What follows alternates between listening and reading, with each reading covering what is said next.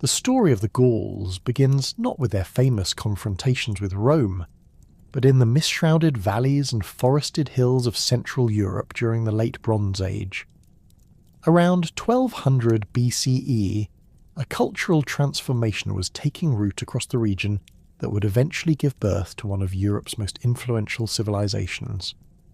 The Proto-Celtic peoples, who inhabited the areas of modern-day Austria, southern Germany, and eastern France, were undergoing profound changes that would reshape the continent's demographic and cultural landscape for centuries to come. The Hallstatt period, named after the Austrian lakeside village where archaeologists first identified this distinctive culture, represents the crucial formative phase of Celtic civilization. Beginning around 800 BCE, the Hallstatt culture emerged from earlier Bronze Age traditions, marking the transition into the Iron Age across much of Central Europe. This period witnessed the development of sophisticated metallurgical techniques, complex social hierarchies, and extensive trade networks that would become hallmarks of Celtic society. Archaeological excavations at Hallstatt itself have revealed extraordinary evidence of this early Celtic prosperity. The salt mines that gave the settlement its economic foundation have preserved organic materials that normally decay, providing historians with an unprecedented window into daily life during this period. Leather clothing, wooden tools, and even human remains have emerged from the salt-preserved depths, showing a society that had mastered both practical craftsmanship and artistic expression. The famous Hallstatt cemetery, with its over 2,000 graves, demonstrates clear social stratification through burial goods that range from simple pottery vessels to elaborate bronze and iron weapons adorned with intricate geometric patterns. The transition from bronze to iron technology represented more than a simple change in materials. Iron ore was far more abundant than the copper and tin required for bronze production, democratizing access to metal tools and weapons. This technological shift enabled population growth and territorial expansion, as communities could now equip larger numbers of warriors and clear more land for agriculture using superior iron implements.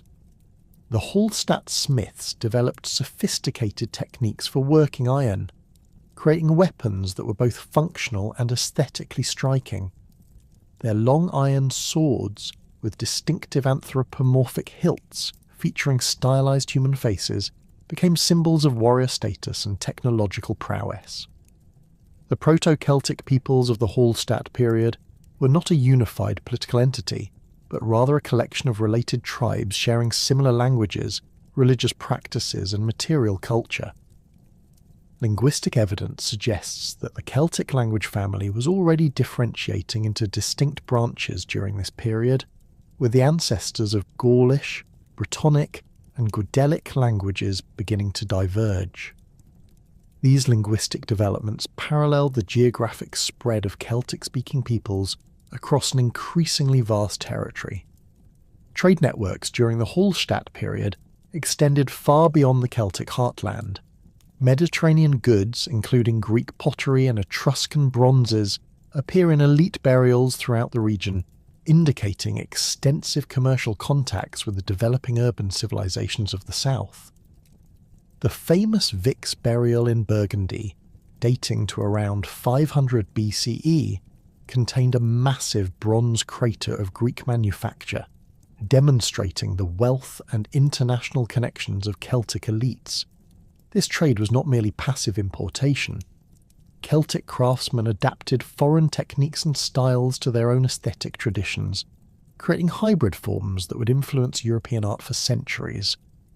The spread of Celtic culture across Western Europe occurred through a combination of migration, cultural diffusion, and conquest. Beginning around 700 BCE, Celtic-speaking peoples began moving westward into what is now France, establishing settlements that would become the foundation of Gallic civilization. These migrations were not sudden invasions, but gradual movements of families and clans seeking new agricultural land and trading opportunities. The migrants brought with them their distinctive material culture, religious practices, and social organization, gradually transforming the cultural landscape of Western Europe. The establishment of Tène culture around 450 BCE marked a new phase in Celtic development. Named after the Swiss lakeside site where distinctive artefacts were first discovered, Tène culture represented a flowering of Celtic artistic achievement and technological innovation. The Tène style, characterised by flowing curvilinear designs, stylized animal motifs, and complex interlacing patterns, emerged from the geometric traditions of Hallstatt art, but achieved new levels of sophistication and expressiveness. Tène metalworkers developed techniques that surpassed their Hallstatt predecessors in both technical skill and artistic vision. Their bronze work featured intricate repousse decorations, while their iron weapons combined deadly efficiency with stunning beauty. The famous Battersea shield, though dating to the later Tène period, exemplifies the artistic heights achieved by Celtic craftsmen. Its bronze surface bears elaborate spiral patterns and stylized faces that seem to shift and change as light plays across the metal surface. The pottery traditions of the early Gauls also underwent significant evolution during this period. Early Hallstatt ceramics featured simple geometric decorations and functional forms, but Tène potters developed more sophisticated techniques and decorative schemes. They began producing wheel-thrown vessels with complex painted designs, often incorporating the same curvilinear motifs found in metalwork. The pottery from sites like Manching in Bavaria shows clear evidence of specialized production, with certain workshops focusing on particular vessel types or decorative styles. Settlement patterns during the early Celtic period reveal a society in transition from scattered farmsteads to more complex urban centres. The Hallstatt period saw the emergence of hill forts, fortified settlements positioned on elevated terrain for defensive advantage. These sites, known as oppidar in later periods, served as regional centres for trade, craft production, and political authority. The Heuneburg, a massive hill fort in southwestern Germany, exemplifies this development. Its mud brick fortifications, built using Mediterranean techniques, enclosed an area of several hectares containing workshops, storage facilities, and elite residences. The agricultural foundations of early Gallic society were surprisingly sophisticated.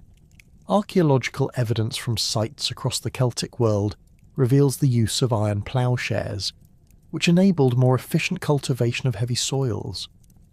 The Gauls practiced crop rotation, maintained extensive livestock herds, and developed techniques for food preservation that supported larger populations.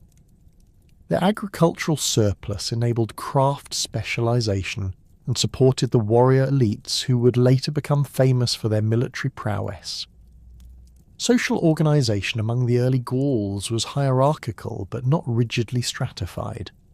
At the apex stood warrior aristocrats who controlled land, livestock, and trade relationships. These elites were buried with elaborate grave goods, including weapons, jewelry, and imported luxury items that proclaimed their status and wealth. Below them were free farmers, craftsmen, and traders who formed the backbone of Celtic society. At the bottom were slaves, often prisoners of war or debtors, who performed agricultural labour and domestic service. The religious practices of the early Gauls centred on natural features like springs, groves, and hilltops, which were considered sacred spaces where the divine world intersected with human experience. Votive offerings of weapons, jewellery, and other valuable items were deposited in rivers and lakes, creating underwater treasure troves that have provided archaeologists with invaluable insights into Celtic religious beliefs. The famous Gundestrup cauldron, though dating to the later Tène period, illustrates the complexity of Celtic religious imagery with its depictions of gods, goddesses, and ritual scenes. The Druids, the priestly class that would later fascinate Roman observers, likely emerged during this early period as specialists in religious ritual, legal procedures, and oral tradition. Though direct evidence for Druidism in the Hallstatt period is limited, The complex religious symbolism found in elite burials suggests the existence of a sophisticated priesthood responsible for maintaining religious knowledge and conducting important ceremonies. Warfare during the early Celtic period was both a practical necessity and a cultural institution. The warrior ethos that would later characterise Gallic society was already evident in Hallstatt burials, where men were interred with spears, swords and shields that proclaimed their martial status. These weapons were not merely ceremonial. Analysis of skeletal remains reveals evidence of violent deaths and healed battle wounds that testify to the reality of intertribal conflict. The early Gauls developed distinctive military technologies that would influence European warfare for centuries.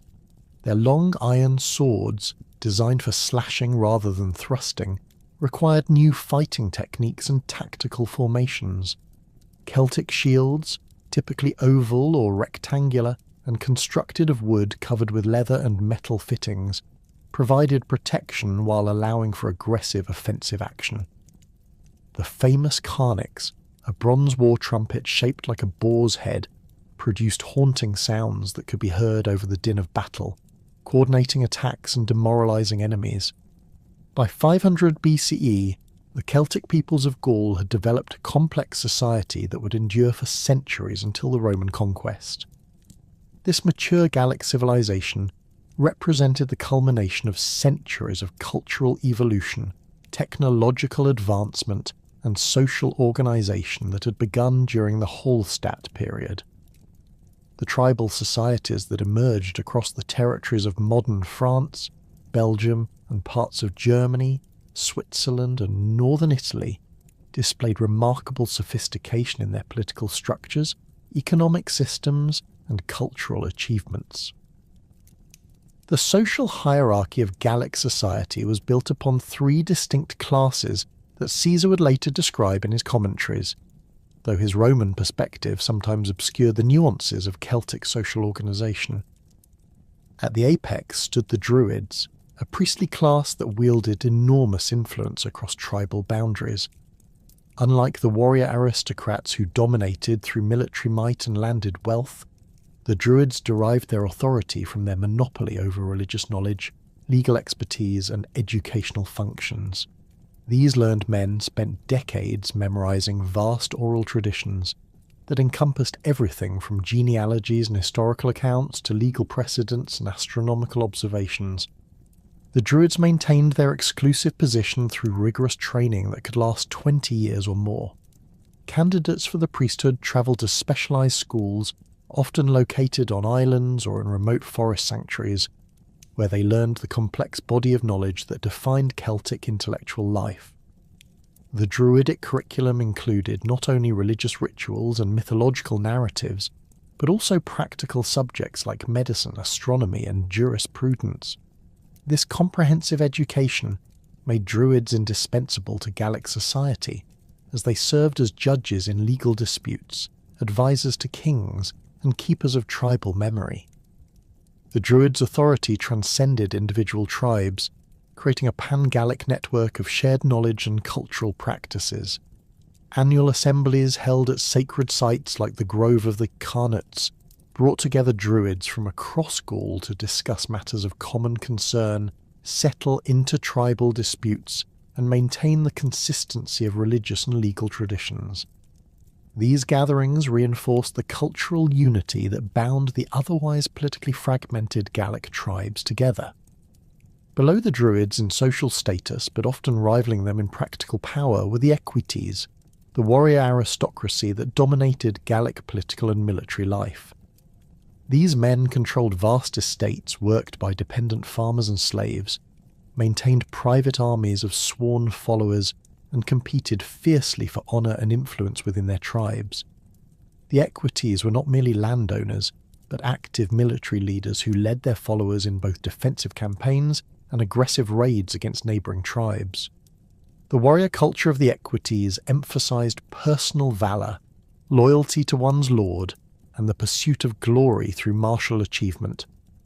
Young nobles sought to distinguish themselves through acts of courage in battle, cattle raids, and single combat that demonstrated their worthiness to inherit positions of leadership. This competitive ethos drove much of the intertribal warfare that characterized Gallic society, as ambitious warriors sought opportunities to prove their mettle and expand their influence. The relationship between lords and their followers was formalized through elaborate oath-taking ceremonies that created bonds of mutual obligation. A warrior who swore fealty to a noble lord received protection, support in legal matters, and a share of plunder from successful raids. In return, he pledged absolute loyalty, including the willingness to die defending his lord's honour. These personal relationships form the backbone of Gallic military organisation, creating small but highly motivated fighting units bound together by ties stronger than mere tribal identity. The material culture of the Equites reflected their elevated status through elaborate displays of wealth and craftsmanship. Their weapons were works of art as much as instruments of war, featuring intricate decorations in gold, silver and bronze that proclaimed their owner's status and achievements.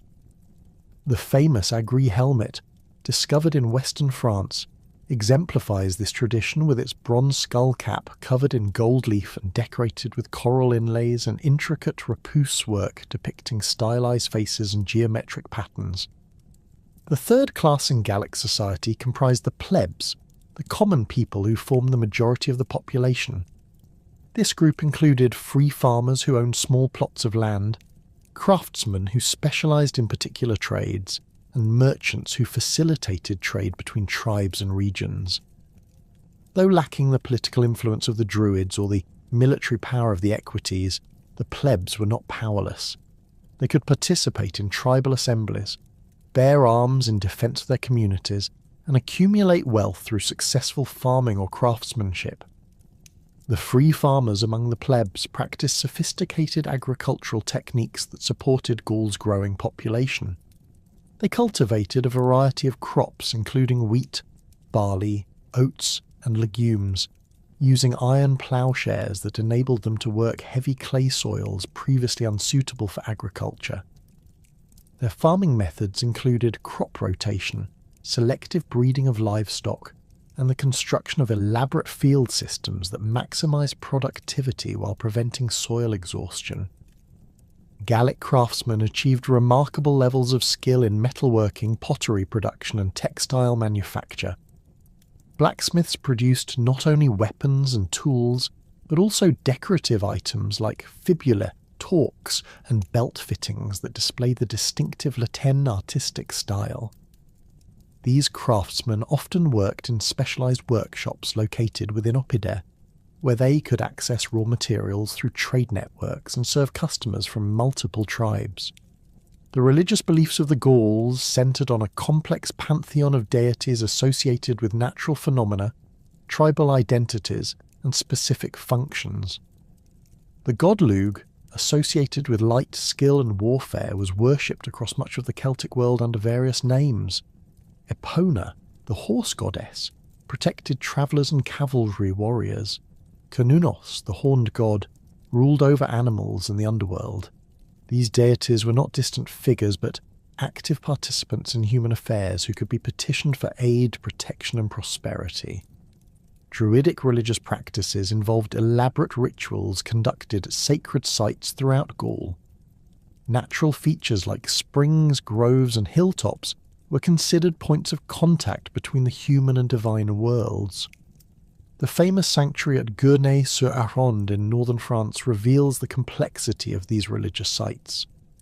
Excavations have uncovered evidence of ritual weapon deposits, animal sacrifices, and structured ceremonies that followed precise protocols maintained by the Druidic priesthood.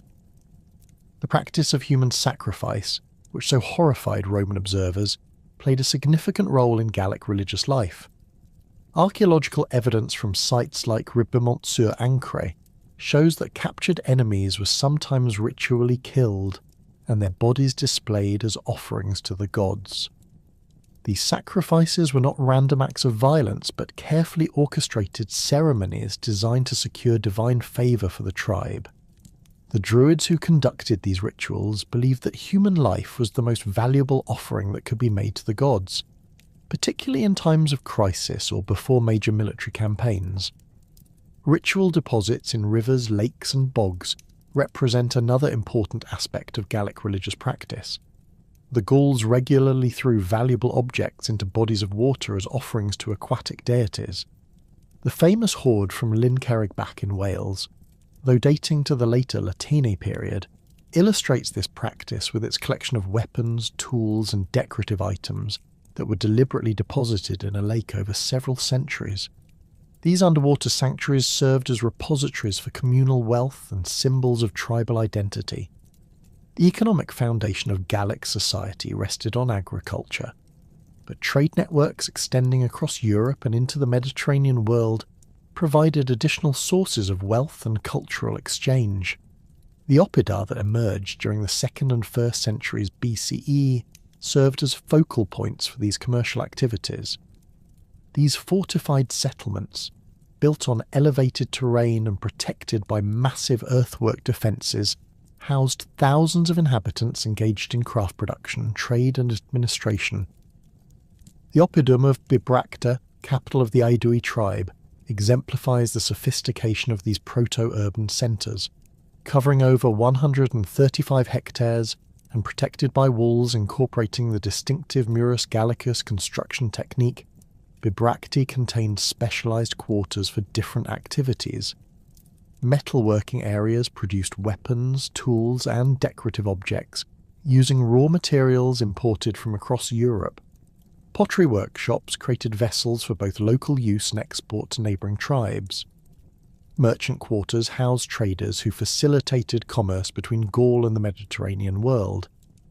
The Murus Gallicus fortification technique represented a distinctly Gallic innovation in military architecture. These walls combined stone facing with internal timber frameworks and iron nails, creating defensive barriers that were both flexible and strong. The timber elements absorbed the impact of siege engines, while the stone facing provided protection against fire and scaling attempts. This construction method required sophisticated engineering knowledge and substantial resources, demonstrating the organisational capabilities of Gallic society. Trade relationships connected Gallic communities to networks that extended from Britain to the Black Sea. Amber from the Baltic reached Gallic craftsmen who incorporated it into jewellery and decorative objects. Mediterranean wine arrived in distinctive amphorae that were later recycled for storage and transport. British tin combined with continental copper to produce bronze alloys used in both utilitarian and ceremonial objects. These trade networks were maintained by professional merchants who travelled established routes protected by agreements between tribes. The development of coinage in Gaul during the 3rd and 2nd centuries BCE revolutionised commercial transactions and provided new opportunities for artistic expression. Early Gallic coins were inspired by Greek and Roman prototypes, but quickly evolved distinctive characteristics that reflected local artistic traditions and political structures. The gold status of the Parisii tribe featured stylized horses and geometric patterns that demonstrated the adaptation of Mediterranean monetary concepts to Celtic aesthetic preferences. Gallic coinages served multiple functions beyond simple commercial exchange. They proclaimed the authority of tribal leaders, commemorated military victories, and displayed religious symbols that reinforced cultural identity. The complex iconography found on these coins provides valuable insights into Gallic mythology, political organisation, and artistic achievements. The famous rainbow cups of southern Germany, with their distinctive bowl shape and abstract designs, represent a uniquely Celtic approach to monetary art that had no parallel in the classical world. The artistic achievements of Iron Age Gaul reached their zenith in the metalwork produced by master craftsmen working in bronze, iron, gold and silver.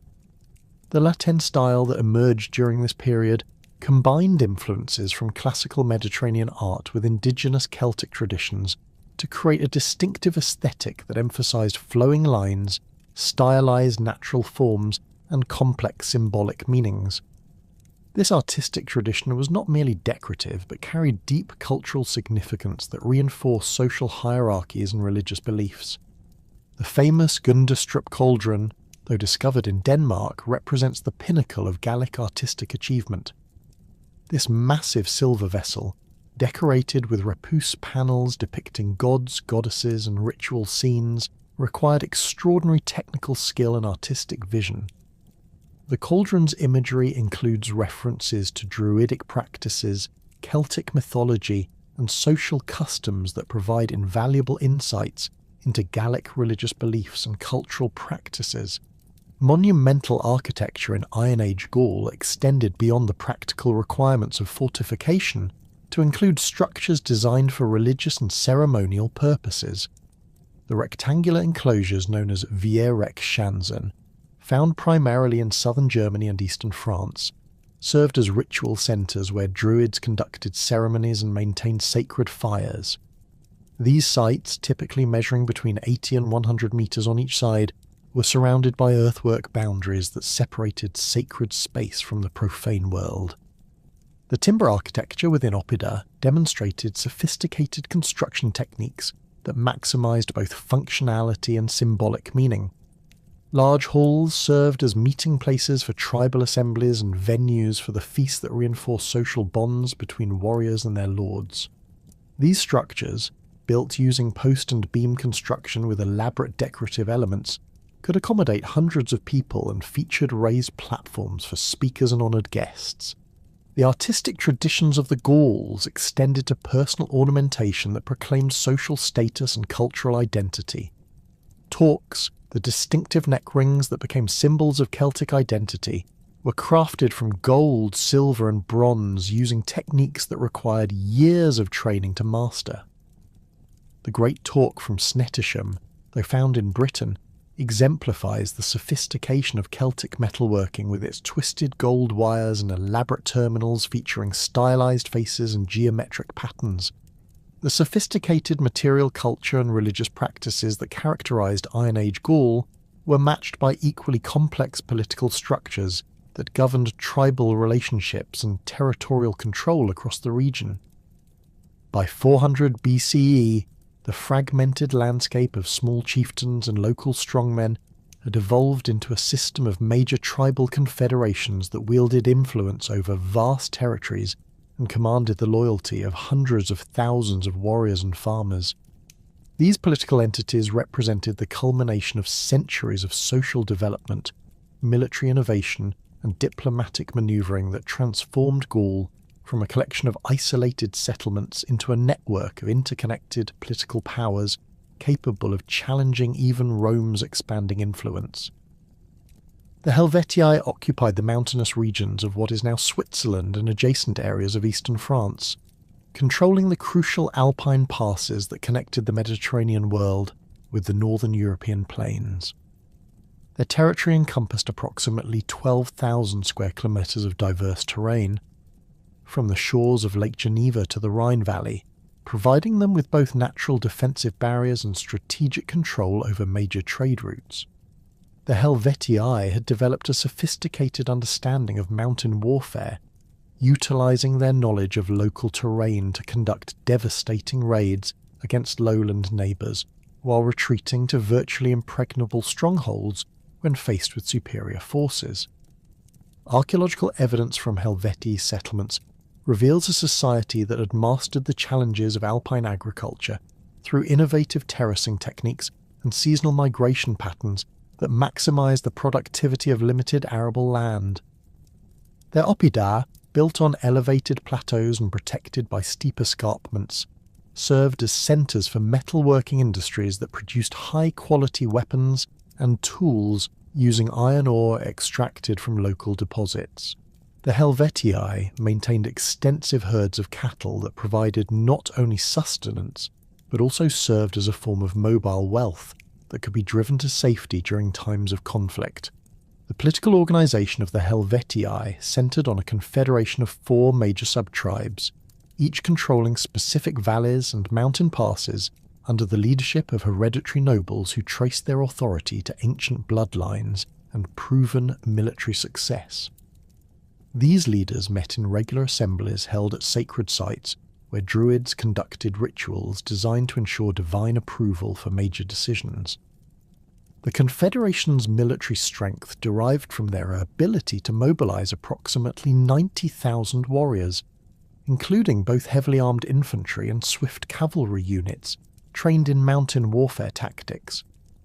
To the east of the Helvetii, the Sequani controlled the fertile valleys of the Jura Mountains and the upper reaches of the Rhine, occupying a territory that served as a buffer between Germanic tribes and the Celtic heartland. Their domain encompassed roughly 8,000 square kilometres of rich agricultural land interspersed with dense forests that provided both timber resources and defensive advantages. The Sequani had developed sophisticated relationships with Germanic tribes across the Rhine, engaging in both trade and military alliances that gave them access to Germanic mercenaries and exotic goods from the northern European plains. The Sequani political structure reflected their position as intermediaries between Celtic and Germanic cultures, with their nobility maintaining marriage alliances and clientage relationships that extended across ethnic boundaries. Their capital at Vercingetorix, strategically positioned on a bend of the Doubs River and protected by nearly impassable terrain on three sides, served as a major commercial centre where merchants from across northern Europe gathered to exchange goods and negotiate contracts. The city's massive fortifications, constructed using the distinctive Murus Gallicus technique, could withstand extended sieges while protecting a population of over 10,000 inhabitants. The military organisation of the Sequani emphasised mobility and flexibility, with their forces trained to operate in both open terrain and dense forests. Their cavalry units, equipped with long spears and reinforced by Germanic allies, could execute rapid strikes against enemy formations before withdrawing to prepared positions. The Sequani maintained a professional warrior class supported by tribute from subject communities and profits from their control of trade routes connecting the Mediterranean world with Germanic territories.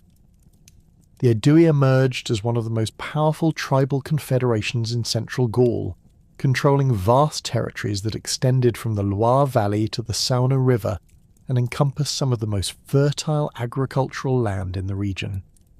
Their domain covered approximately 15,000 square kilometres and supported a population estimated at over 400,000 people, making them one of the largest political entities in pre-Roman Gaul.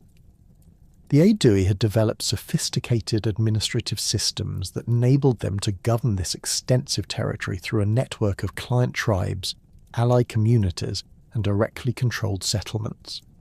The political evolution of the Aedui reflected broader trends across Gaul toward more centralised authority and reduced royal power. By 200 BCE, the traditional monarchy had been replaced by an oligarchic system dominated by wealthy nobles, who competed for annual magistracies that carried both prestige and practical authority. The position of Gergovia, the highest elected office among the Aedui, was limited to a single year, and could not be held by members of the same family simultaneously, preventing the concentration of power that had characterised earlier periods. The Aedui Assembly, composed of representatives from major settlements and allied tribes, met regularly at their capital of Bibracte to debate policy, approve military campaigns, and settle disputes between constituent communities. These gatherings involved elaborate ceremonies that reinforced social hierarchies and cultural identity, with Druids conducting rituals that legitimised political decisions through divine approval. The Assembly's authority extended to matters of war and peace, taxation, and the selection of military commanders for major campaigns. The economic foundation of Aedui power rested on their control of major trade routes, particularly the corridor connecting the Mediterranean world with Britain and northern Europe. Their merchants maintained permanent trading posts in distant territories, facilitating the exchange of goods that range from British tin and amber to Mediterranean wine and luxury items. The Aedui had developed their own coinage system that reflected their political authority and commercial influence.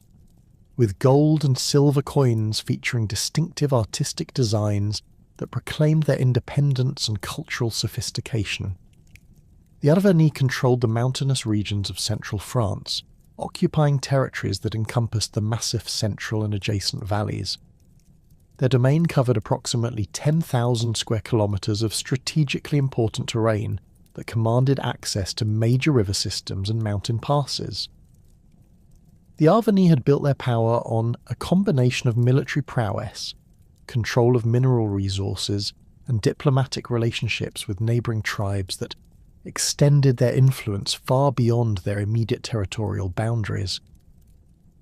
The political structure of the Arverni retained stronger monarchical elements than many other Gallic tribes, with their kings wielding considerable authority over military affairs and foreign policy.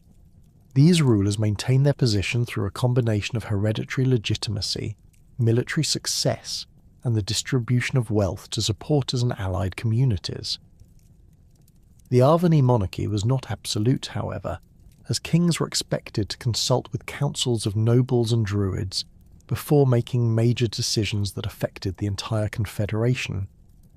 The military strength of the Arverni derived from their ability to mobilize large numbers of warriors trained in mountain warfare and equipped with high-quality weapons produced by local smiths. Their cavalry units, mounted on horses bred in the upland pastures of the massive central, were particularly effective in the broken terrain that characterized their homeland. The Arverni maintained extensive networks of hill forts and signal stations that enabled rapid communication across their territory and provided secure bases for military operations. The Belgae represented a distinct cultural and political entity that occupied the northern regions of Gaul, controlling territories that extended from the Seine Valley to the Rhine and encompassed parts of what is now Belgium, northern France, and the southern Netherlands. Their confederation included numerous sub-tribes that shared common cultural traditions and political structures, while maintaining distinct identities and territorial boundaries. The Belgae had developed close relationships with Germanic tribes across the Rhine, resulting in cultural exchanges that distinguished them from their southern neighbours. The political organisation of the Belgae reflected their position as a frontier society constantly threatened by Germanic expansion and internal conflicts. Their tribal leaders maintained larger standing armies than most other Gallic confederations, with professional warriors who served as both soldiers and administrators in the territories under their control. The Belgae had developed sophisticated fortification techniques that combined Celtic architectural traditions with innovations learned from Germanic neighbours, creating defensive systems capable of withstanding both siege warfare and rapid assault. The territorial distributions of these major tribal groups were not static but shifted constantly through conquest, migration, and diplomatic agreements. The Helvetii periodically expanded their control over adjacent alpine valleys through military campaigns that displaced smaller tribes or forced them into tributary relationships. The Sequani engaged in ongoing conflicts with Germanic tribes that resulted in territorial exchanges and population movements that altered the ethnic composition of border regions. The evolution of political structures within individual tribes reflected broader social and economic changes that transformed Gallic society during this period. The traditional authority of kings, based on military leadership and divine legitimacy, gradually gave way to more complex systems that distributed power among competing noble families and professional administrators. This transition was not uniform across all tribes, with some maintaining strong monarchical traditions, while others developed republican institutions that limited royal authority. The emergence of magistrates as alternatives to royal authority represented a significant development in Gallic political organisation. These elected officials, chosen for limited terms and specific responsibilities, provided administrative continuity while preventing the concentration of power that had characterised earlier periods. The Vergobrae among the Aedui, the Ambiorix among certain Belgian tribes, and similar positions in other confederations created professional administrative classes that could manage the complex affairs of large territorial entities. tribal assemblies evolved from informal gatherings of warriors and nobles into sophisticated legislative bodies capable of debating complex policy issues and making binding decisions that affected entire confederations. These assemblies developed procedural rules that governed debate, voting, and the implementation of decisions, creating institutional frameworks that could function effectively even during periods of political crisis. The assemblies also served as forums for the resolution of disputes between different social classes and territorial communities.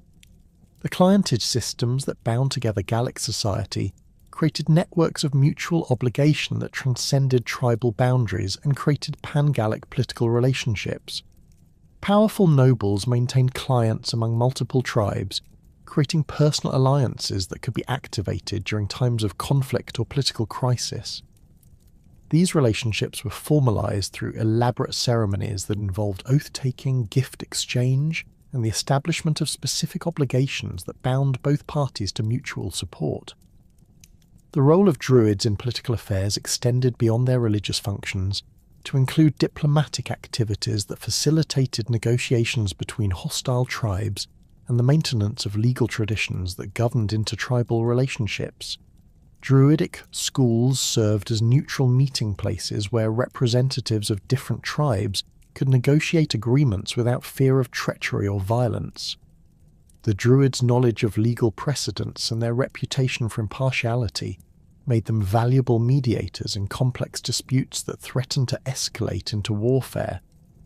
The emergence of powerful confederations during this period represented the culmination of centuries of political evolution that had transformed small tribal groups into sophisticated political entities capable of governing large territories and diverse populations.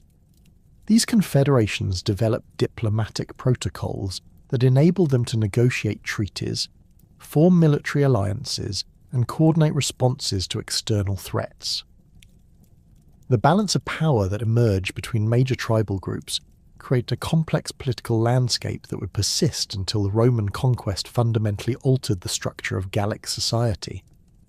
The sophisticated political confederations that had emerged across Gaul by 200 BCE would soon face their greatest challenge in the form of an expanding Mediterranean power whose military efficiency and administrative capabilities would ultimately transform the Celtic world forever.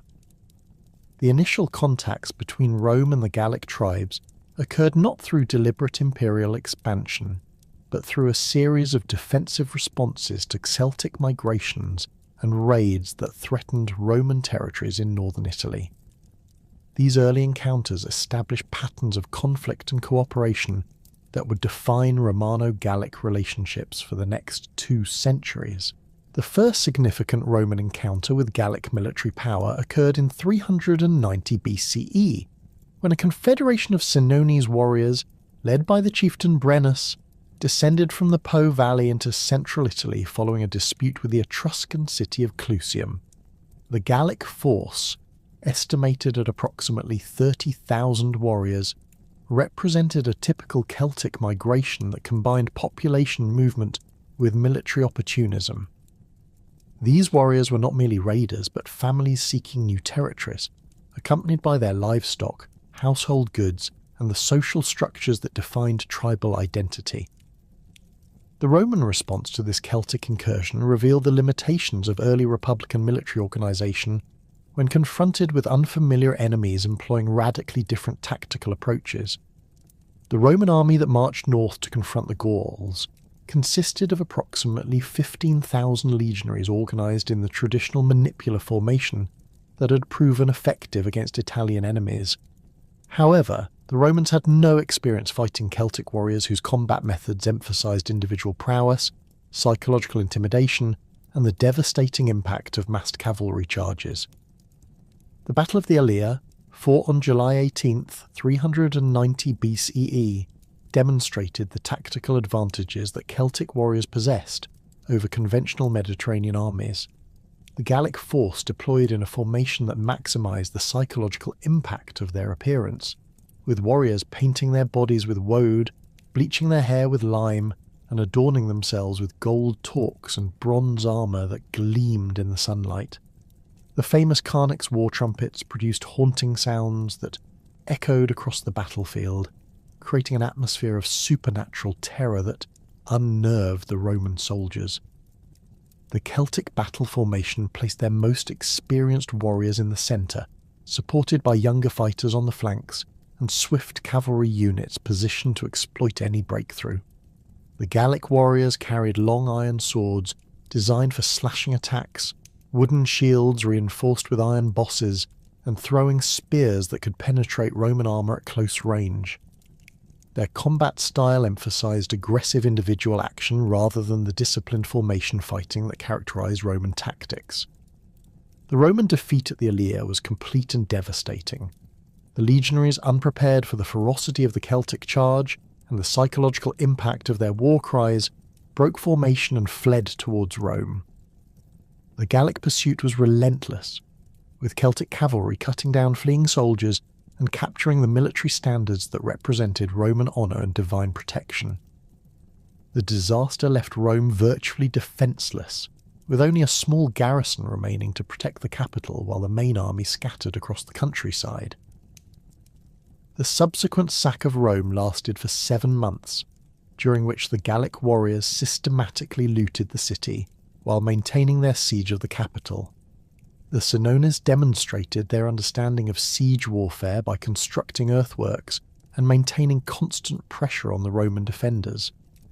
However, their primary interest lay in acquiring portable wealth rather than permanent conquest, reflecting the traditional Celtic approach to warfare as a means of obtaining prestige and resources rather than territorial expansion.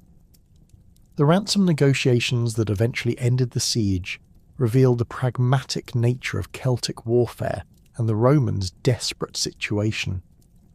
The Gauls demanded 1,000 pounds of gold as payment for their withdrawal, a sum that represented a significant portion of Rome's accumulated wealth.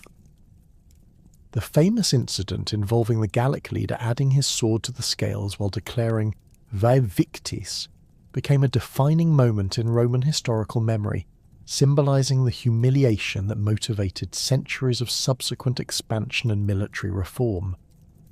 The long-term consequences of the Gallic sack extended far beyond the immediate destruction and financial loss.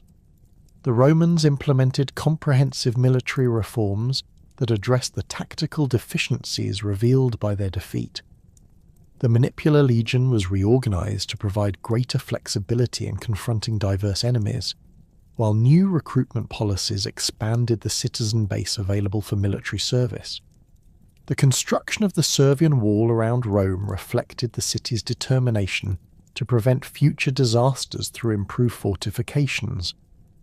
The psychological impact of the Gallic sack created a lasting Roman fear of Celtic military capabilities that influenced imperial policy for centuries.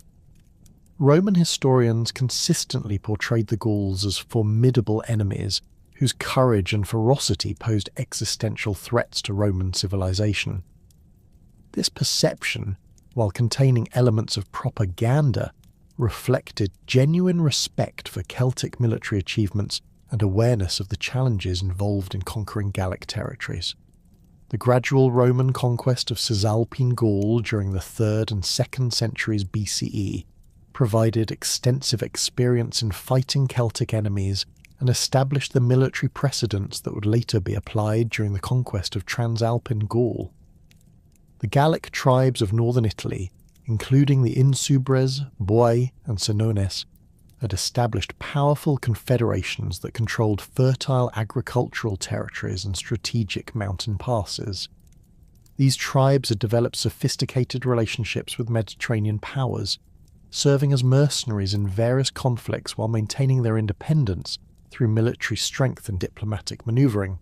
The Roman campaigns in Cisalpine Gaul reveal the evolution of both Roman and Celtic military capabilities since the disaster at the Alesia. The reformed Roman legions demonstrated superior discipline and tactical flexibility, while Celtic warriors had adopted new weapons and armour influenced by contact with Mediterranean civilizations. The conflicts featured extended sieges of heavily fortified oppida, cavalry engagements across the Po Valley plains, and mountain warfare in the Alpine foothills that tested both armies' adaptability and endurance. The Battle of Telamon in 225 BCE marked a decisive moment in the Roman conquest of Cisalpine Gaul, demonstrating the effectiveness of coordinated Roman strategy against Celtic forces. The Gallic army, comprising approximately 70,000 warriors from multiple tribes, had invaded Roman territory in response to colonial settlements that threatened traditional Celtic lands. The Roman response involved two separate armies totaling about 150,000 men, including allied contingents that provided cavalry and specialised troops. The tactical deployment at Telamon showcased the Romans' ability to coordinate complex military operations across difficult terrain.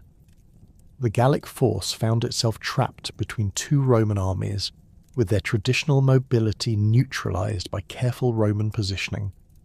The battle featured intense fighting that lasted throughout the day, with Celtic warriors demonstrating their characteristic courage, while Roman discipline and superior numbers gradually prevailed. The defeat effectively ended organised Celtic resistance in northern Italy and established Roman control over the region. The Cimbrian and Teutonic invasions of the late 2nd century BCE created a new crisis that brought Roman armies into direct contact with Gallic territories for the first time since the conquest of Cisalpine Gaul. These Germanic migrations, involving an estimated 300,000 people including warriors, families and livestock, represented a demographic catastrophe that threatened to destabilise the entire region. The migrating tribes had overwhelmed Celtic defences in their original territories and were seeking new lands in the more fertile regions of southern Gaul and northern Italy. The initial Roman response to the Germanic threat revealed significant weaknesses in republican military organisation and command structure. The armies led by Gnaeus Papirius Carbo and Marcus Junius Silanus suffered devastating defeats that demonstrated the Romans' continued vulnerability to unconventional enemies employing unfamiliar tactics. The Germanic warriors, fighting alongside their families and possessions, displayed desperate courage that overcame Roman tactical advantages and inflicted casualties that shocked the Mediterranean world. The crisis deepened when the combined Germanic forces defeated a large Roman army at Arausio in 105 BCE, killing an estimated 80,000 Roman soldiers and allies in one of the worst military disasters in Republican history. The defeat exposed the Rhine frontier to Germanic penetration and threatened the stability of Roman control over southern Gaul. The political consequences in Rome included the rise of Gaius Marius, whose military reforms would reshape the Roman army and establish the professional legions that would later conquer Transalpine Gaul. Marius's campaigns against the Cimbri and Teutones demonstrated the effectiveness of reformed Roman military organisation when properly led and adequately supplied. The new legions, composed of professional soldiers serving for extended periods, possessed superior training and equipment compared to their predecessors. The standardization of weapons and tactics enabled Roman commanders to execute complex maneuvers that maximized their advantages in discipline and coordination. The Battle of Aquae Sextiae in 102 BCE showcased Marius's tactical innovations and the improved capabilities of the reformed legions.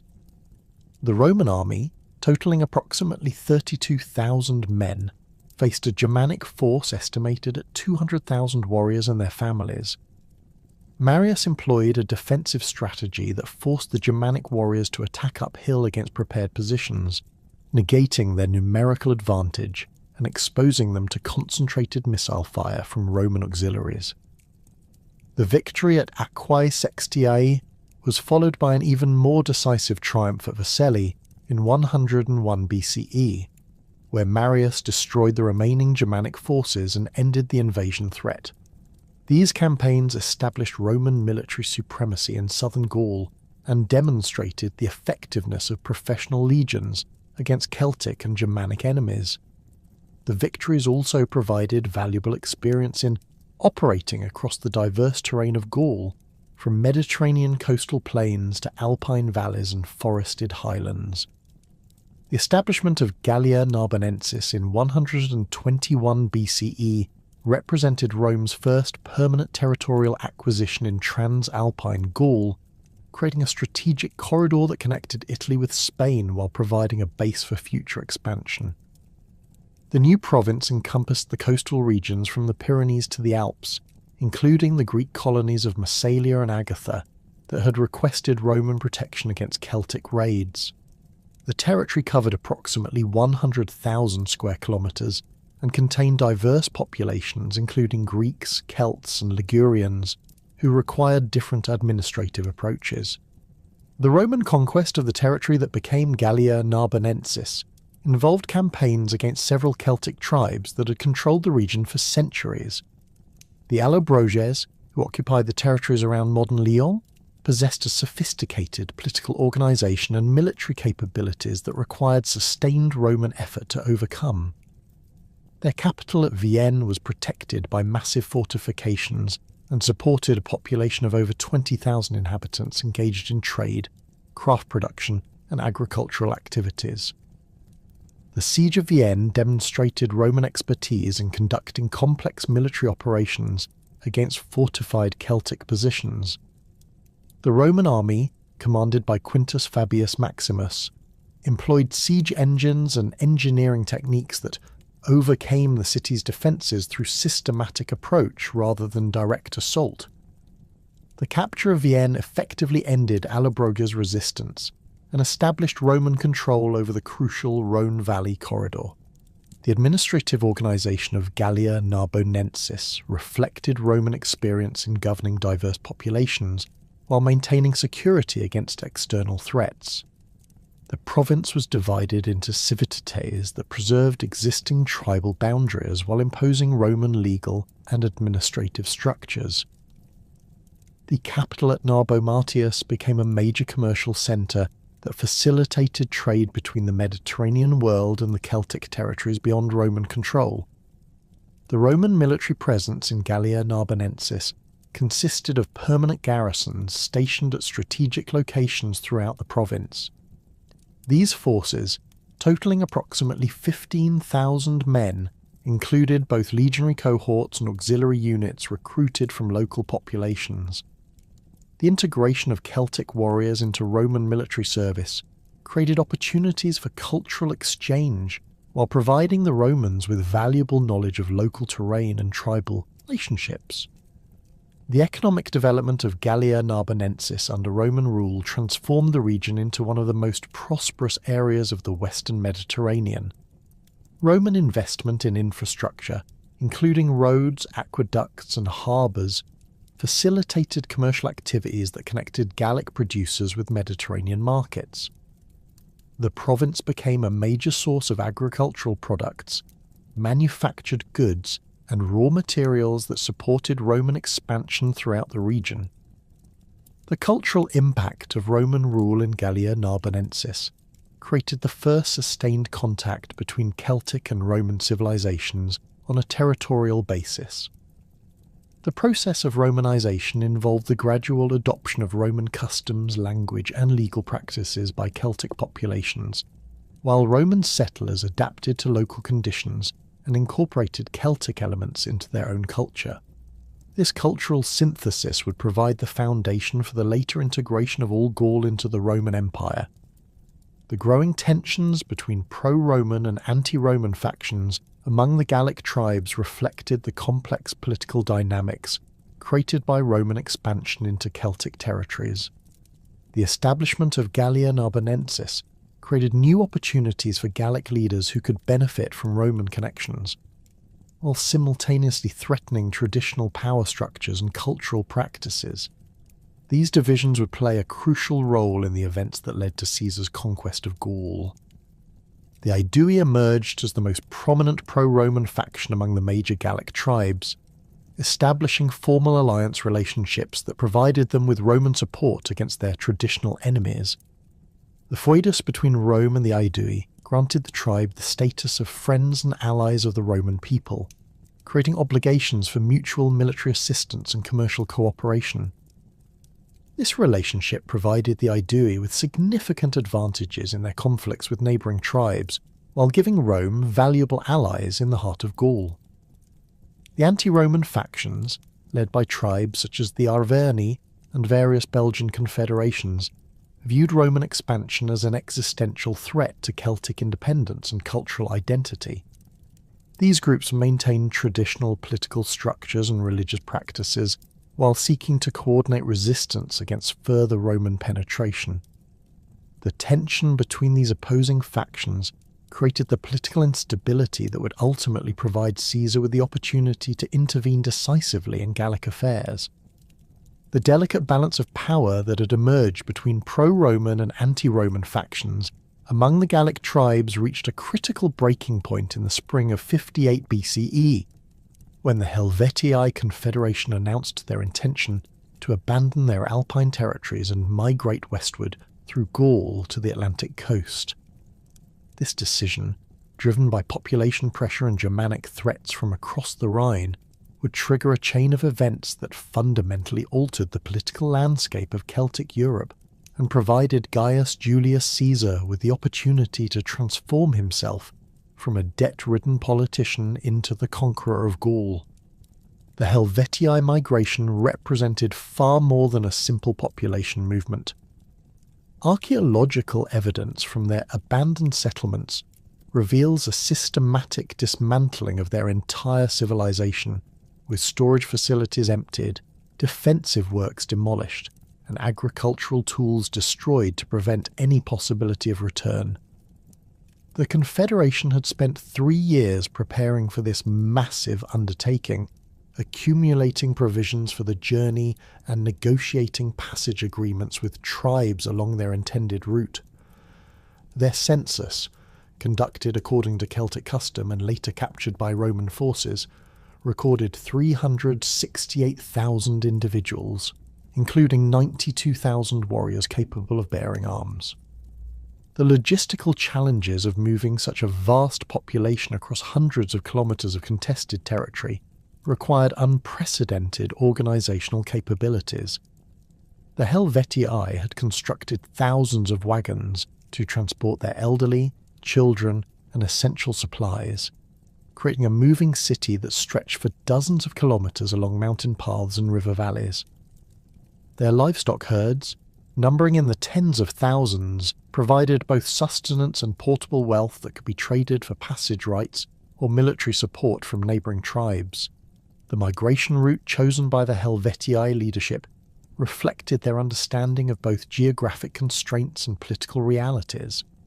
The direct path through the Rhine Valley was blocked by Germanic tribes whose hostility made passage impossible, while the southern route through Roman territory in Gallia Narbonensis would require negotiating with authorities who might view such a massive movement as a threat to provincial security. The Helvetii therefore planned to travel through the territories of the Sequani and Aedui, relying on traditional Celtic obligations of hospitality and their reputation as formidable warriors to secure safe passage. Caesar's initial response to reports of the Helvetii migration revealed his immediate recognition of both the threat and the opportunity presented by this unprecedented situation. As proconsul of Gallia Narbonensis and Cisalpine Gaul, he possessed the authority to protect Roman territories and allies from external threats, but the legal justification for intervention in the internal affairs of independent Gallic tribes remained questionable. The Helvetii request for passage through Roman territory provided Caesar with the pretext he needed to mobilise his forces and position himself as the defender of Roman interests in Gaul. The Roman military response began with the rapid deployment of the 10th Legion from its winter quarters in Cisalpine Gaul to the vicinity of Geneva, where the Helvetii had requested permission to cross the Rhone River through Roman territory. Caesar's personal arrival at Geneva within 8 days of receiving the initial reports demonstrated the efficiency of Roman communications and the proconsul's understanding of the political implications of the crisis. The single legion available for immediate deployment numbered approximately 4,800 men, insufficient to confront the entire Helvetii Confederation, but adequate to control the strategic crossing points along the Rhone. The fortifications constructed by Roman engineers along the Rhone represented a masterpiece of military engineering that showcased the technical capabilities that gave Roman armies decisive advantages over their Celtic opponents.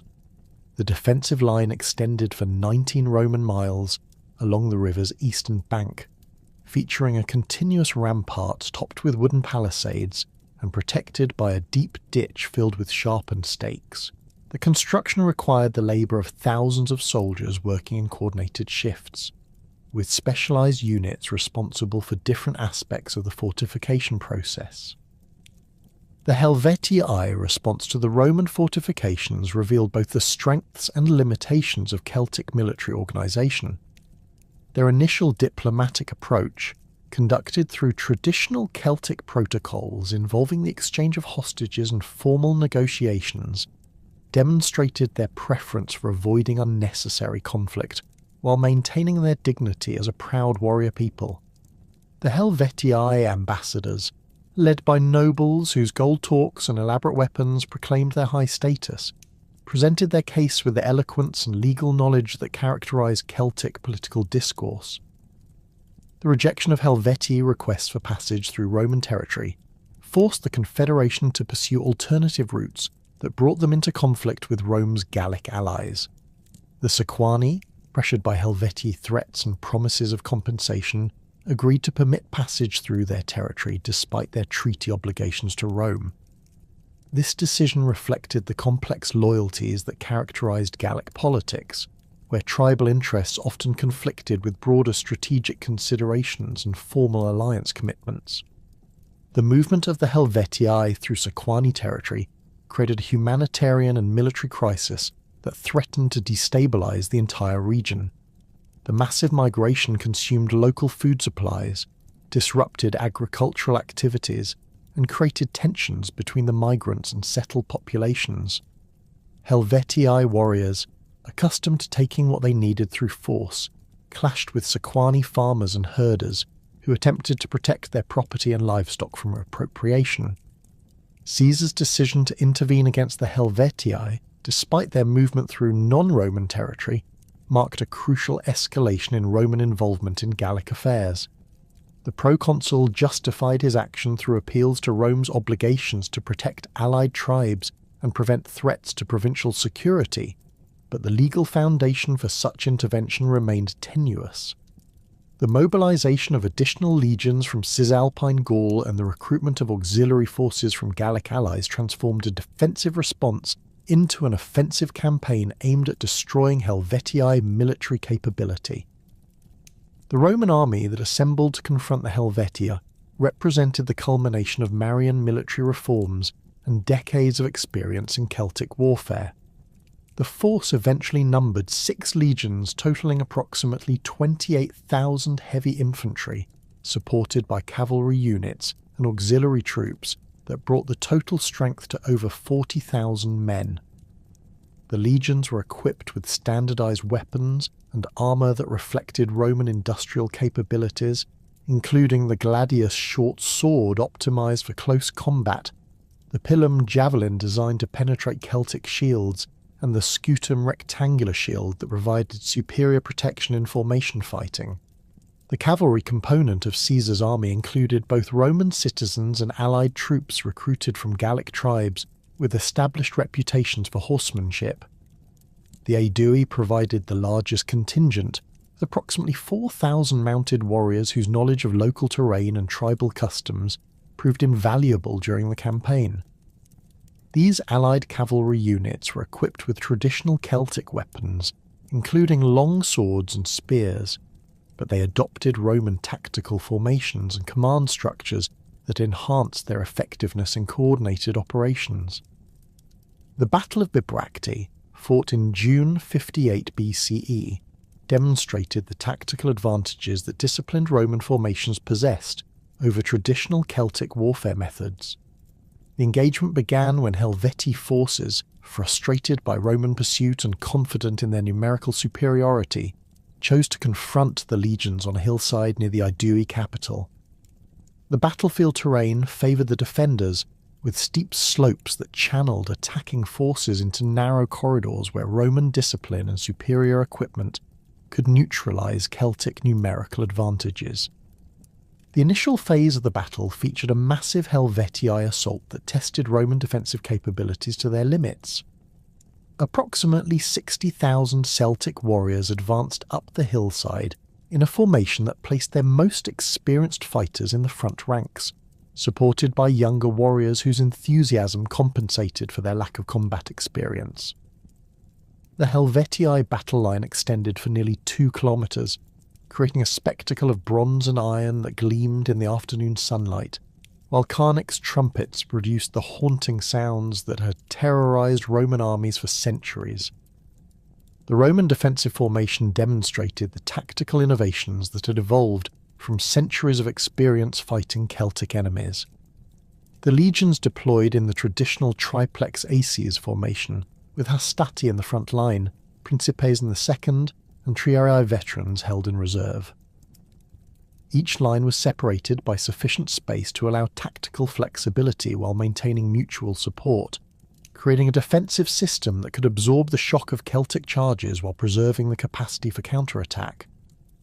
The effectiveness of Roman missile weapons became apparent as the Helvetii assault approached the Roman positions. The legionaries launched coordinated volleys of pila that struck the Celtic formation at ranges where the heavy javelins could penetrate both shields and armour. The pilum's distinctive design, featuring a long iron shank that bent upon impact, rendered Celtic shields useless while creating gaps in their formation that Roman infantry could exploit. The psychological impact of these missile attacks, combined with the physical casualties they inflicted, disrupted the coordination essential to Celtic tactical success. The close combat phase of the battle revealed the advantages of Roman training and equipment in individual combat situations. The legionaries, protected by their large rectangular shields and trained to fight in coordinated pairs, could maintain formation integrity while engaging Celtic warriors whose fighting style emphasised individual prowess over collective action. The Roman gladius, designed for thrusting attacks that could penetrate between the joints of Celtic armour, proved superior to the long slashing swords favoured by Gallic warriors in the confined space of melee combat. The turning point of the battle came when Caesar committed his reserves in a flanking manoeuvre that exploited weaknesses in the Helvetii formation. The triarii veterans, held back during the initial engagement, advanced against the Celtic left flank while allied cavalry units struck the Helvetii rear guard. This coordinated assault created panic among the Celtic warriors, who found themselves attacked from multiple directions, while their traditional escape routes were blocked by Roman tactical positioning. The pursuit phase of the battle demonstrated Roman discipline and the devastating effectiveness of coordinated military operations. The legions maintained formation while pursuing the broken Helvetii forces, preventing the Celtic warriors from rallying and continuing their resistance. The Roman cavalry, supported by Gallic allies familiar with local terrain, conducted a relentless pursuit that captured thousands of fleeing warriors and destroyed the Confederations' capacity for further military action. The aftermath of Bibracte revealed the comprehensive nature of Roman victory and the transformation of the Helvetii from a powerful confederation into a defeated people seeking survival. The Roman forces captured the Helvetii camp, which contained their entire civilian population, including women, children, and elderly individuals who had been unable to participate in the battle. The discovery of written records detailing the Confederation's census and military organisation provided Caesar with valuable intelligence about Celtic administrative capabilities and population distributions. The fate of the defeated Helvetii reflected Roman understanding of the political dynamics that governed Gallic society. Rather than enslaving the entire population or incorporating their territory into the Roman province, Caesar ordered the survivors to return to their original Alpine territories and rebuild their settlements. This decision served multiple strategic purposes, creating a buffer against Germanic expansion, while demonstrating Roman clemency to other Gallic tribes who might otherwise view Roman expansion as an existential threat. The Helvetii migration crisis had barely concluded when reports reached Caesar of a new threat that potentially posed even greater dangers to Roman interests in Gaul. Ariovistus, a Germanic king who had established his authority over territories west of the Rhine, was expanding his influence through a combination of military conquest and political manipulation that threatened to create a Germanic Empire in the heart of Celtic Gaul. The Sequani, seeking allies in their ongoing conflicts with the Aedui, had invited Ariovistus to cross the Rhine with 15,000 warriors in exchange for military support and territorial concessions. The Germanic presence in Gaul represented a fundamental challenge to the balance of power that had characterized Celtic politics for centuries. Ariovistus commanded approximately 120,000 followers, including warriors, families, and dependents who had crossed the Rhine in successive waves over the previous decade. These Germanic settlers had established fortified communities in territories seized from Celtic tribes, creating a demographic transformation that threatened to alter the ethnic composition of Eastern Gaul permanently. The military capabilities of Ariovistus's forces differed significantly from those of Celtic armies, reflecting the harsh conditions and constant warfare that characterized Germanic society. The Germanic warriors were larger and more physically imposing than their Celtic counterparts, with fair hair and pale skin that created a distinctive appearance that intimidated their enemies. Their weapons included massive two-handed swords, heavy spears designed for both thrusting and throwing, and wooden shields reinforced with iron bosses that could serve as offensive weapons in close combat. The political implications of Germanic expansion extended beyond immediate military threats to encompass broader questions about the future of Celtic civilization in Gaul. The Germanic tribes practiced different religious customs, social organization, and legal traditions that were incompatible with Celtic cultural practices. Their expansion represented not merely territorial conquest, but cultural replacement that would fundamentally alter the character of Gallic society if allowed to continue unchecked.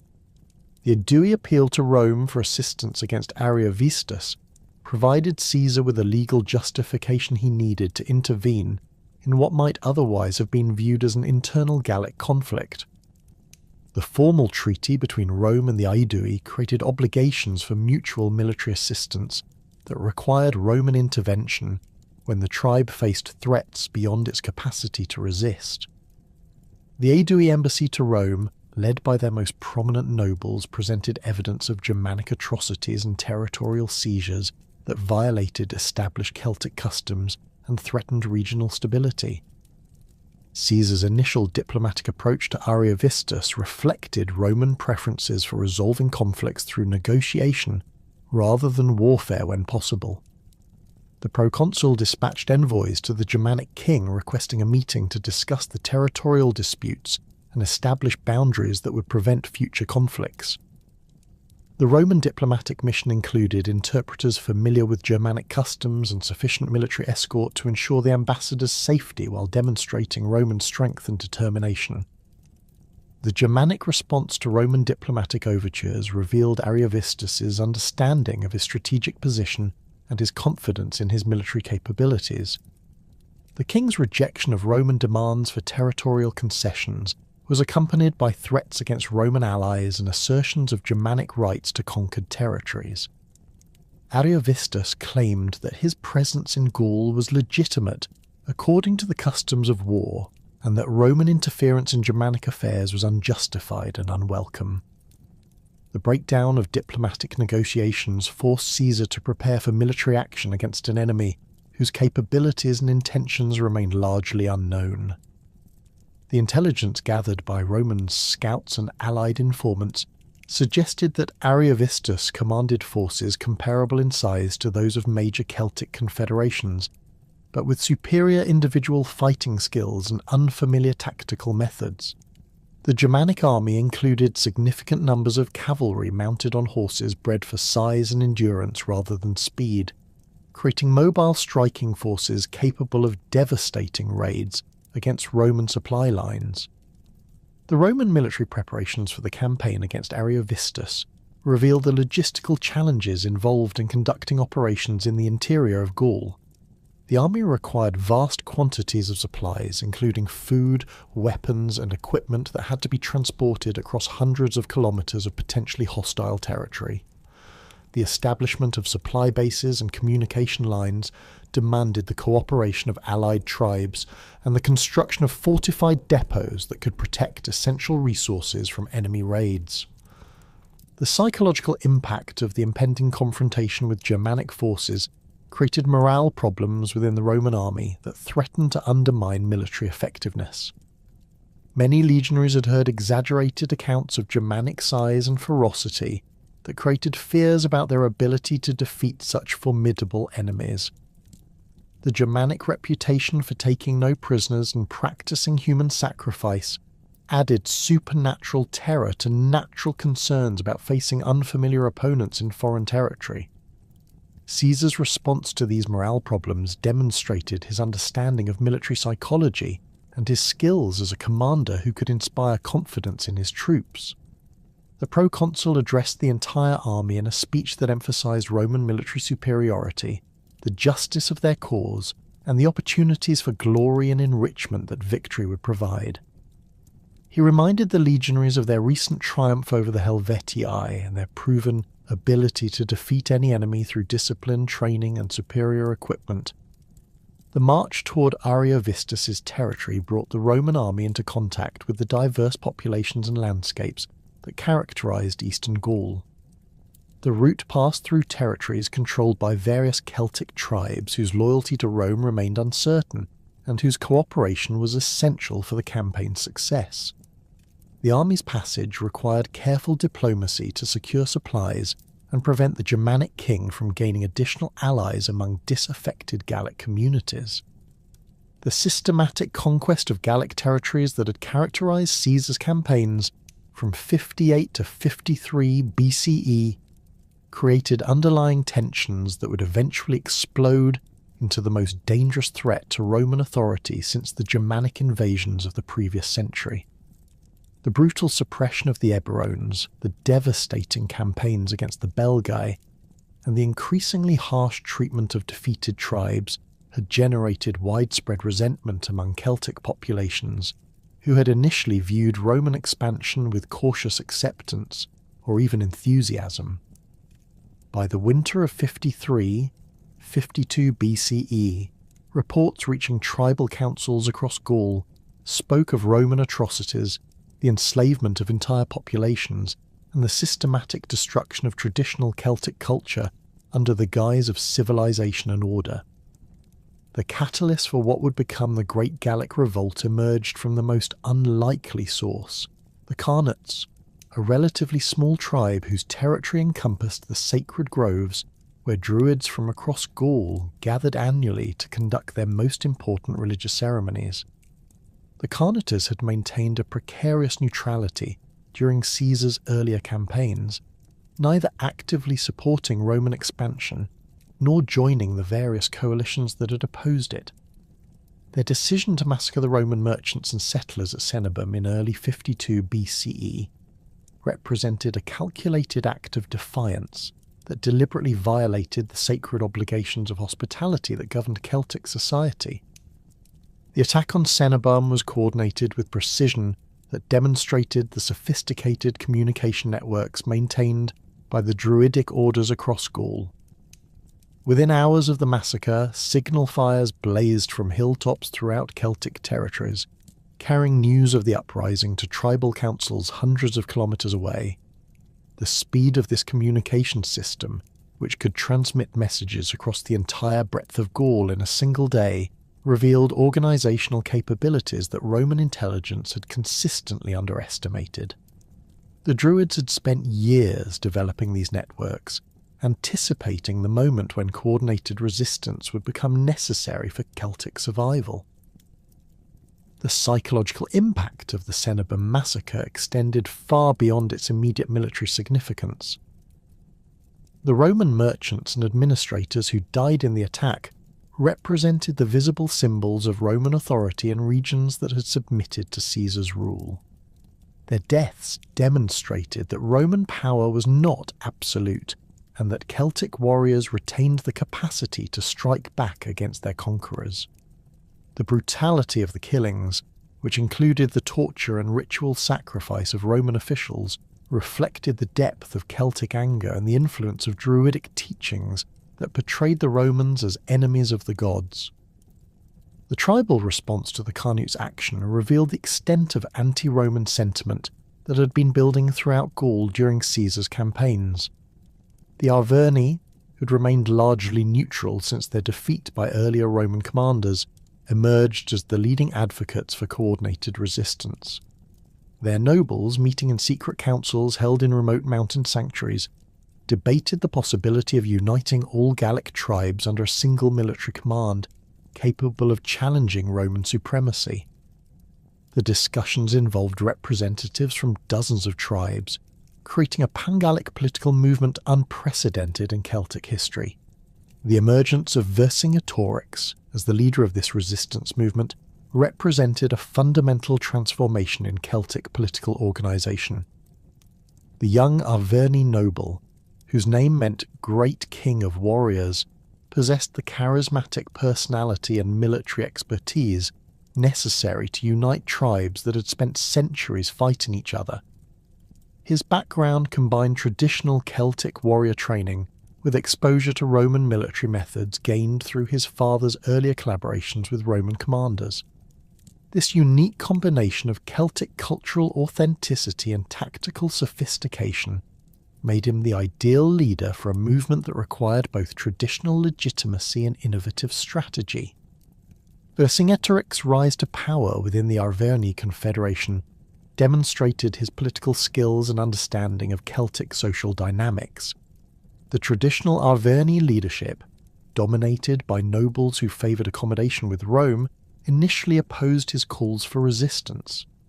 His supporters, drawn primarily from younger warriors and common farmers who had suffered under Roman taxation and land seizures, represented a departure from the aristocratic politics that had previously dominated tribal decision-making. The assembly that elected Vercingetorix as war leader included representatives from social classes that had rarely participated in major political decisions. The military organisation that Vercingetorix established reflected his understanding of both Celtic fighting traditions and Roman tactical methods. Rather than relying on the traditional Celtic approach of individual warrior prowess and tribal levies, he created a professional army based on standardised training, coordinated tactics, and unified command structure. The force that assembled under his leadership included approximately 80,000 infantry and 15,000 cavalry drawn from tribes across central and western Gaul. These warriors were equipped with weapons and armour produced by Celtic smiths, using techniques that combined traditional craftsmanship with innovations learned from captured Roman equipment. The strategic planning that preceded the revolt demonstrated Vercingetorix's sophisticated understanding of the challenges involved in confronting Roman military superiority.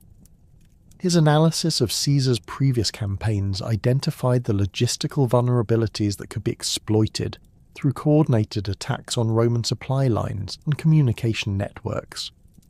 The plan involved simultaneous uprisings across multiple regions that would force the Romans to divide their forces while preventing them from concentrating their strength against individual tribal armies. The initial phase of the revolt achieved remarkable success through its coordination and timing. Tribes across Gaul rose simultaneously, attacking Roman garrisons, supply depots and administrative centres with precision that caught the Romans completely unprepared. The Senionists captured and destroyed the Roman fortress at Velaunodunum, while the Parisii seized control of Lutetia and massacred the Roman merchants who had established trading posts along the Seine. The speed and scope of these coordinated attacks demonstrated the effectiveness of the communication networks that the Druids had developed over years of careful planning. The Roman response to the initial uprising revealed the extent to which Caesar's earlier successes had created overconfidence in Roman military capabilities.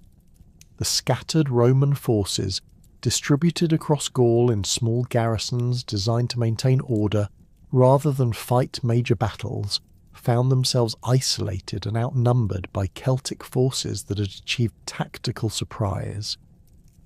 Many Roman commanders, accustomed to dealing with individual tribal uprisings, failed to recognize the coordinated nature of the revolt and responded with conventional tactics that proved inadequate against the unified Celtic strategy.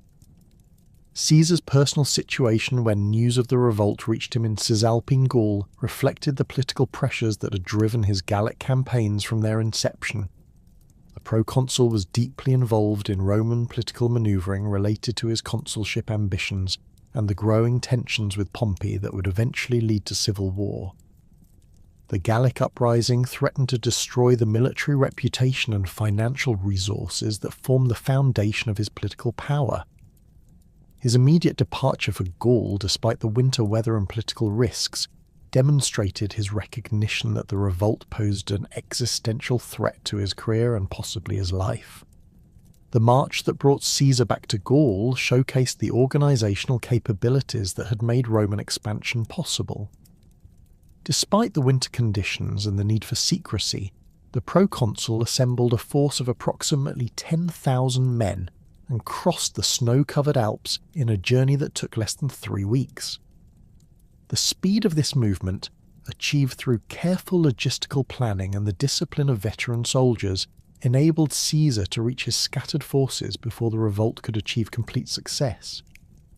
The psychological impact of his unexpected arrival in Gaul demoralised Celtic forces, who had believed that the Roman commander was trapped in Italy by winter weather and political obligations.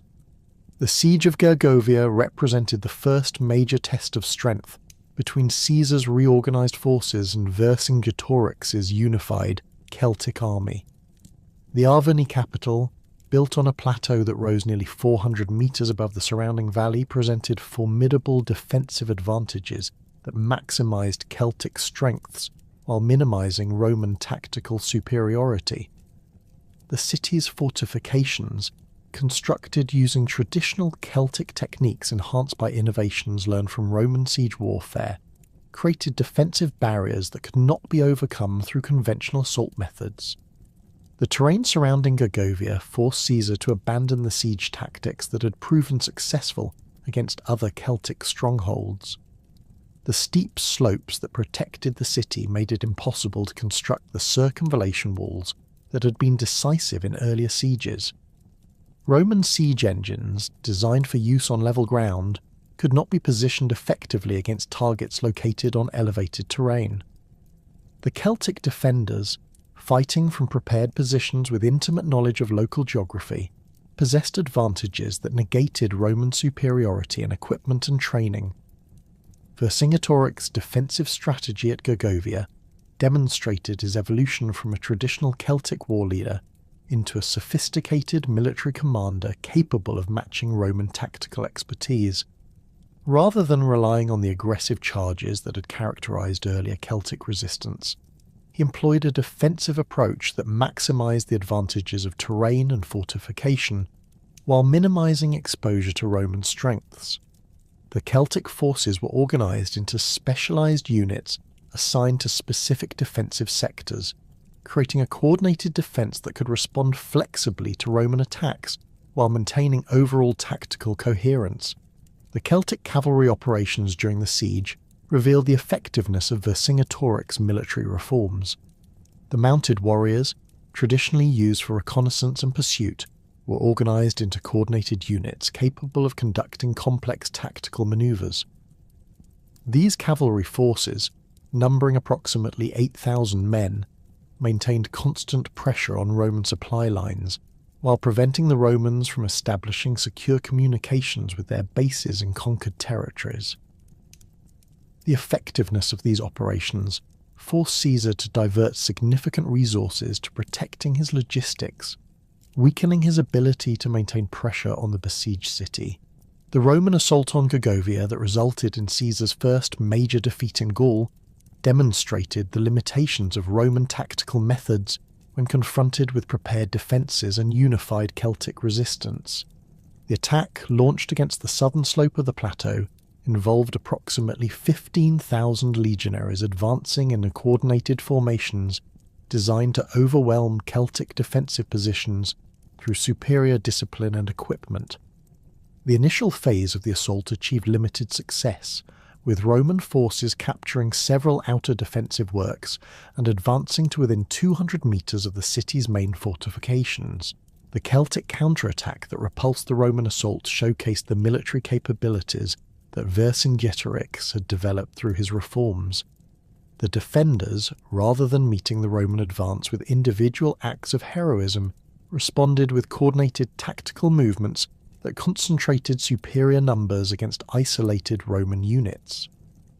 The Celtic warriors, fighting from prepared positions with clear fields of fire, inflicted heavy casualties on the advancing legionaries while maintaining their own formation integrity. The psychological impact of this successful defence, combined with the arrival of Celtic reinforcements from other tribes, forced Caesar to order a general retreat that left nearly 700 Roman soldiers dead on the battlefield. The aftermath of Gergovia transformed the political dynamics of the Gallic revolt by demonstrating that Roman forces could be defeated through proper tactics and unified command.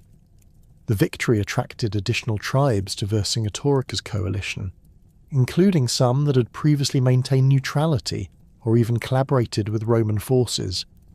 The Aedui, Caesar's most important Gallic allies, began secret negotiations with the Celtic Confederation while publicly maintaining their loyalty to Rome.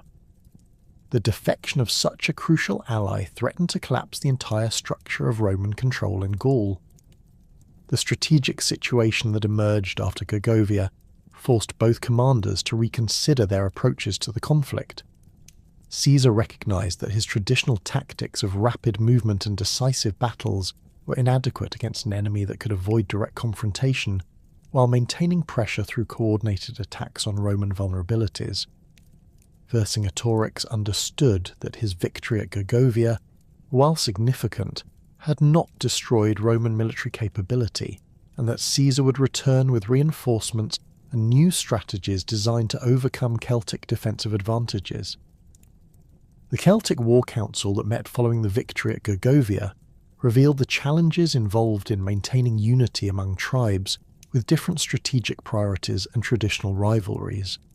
Representatives from over 60 tribes participated in debates that addressed fundamental questions about the conduct of the war and the political structure of post-Roman Gaul.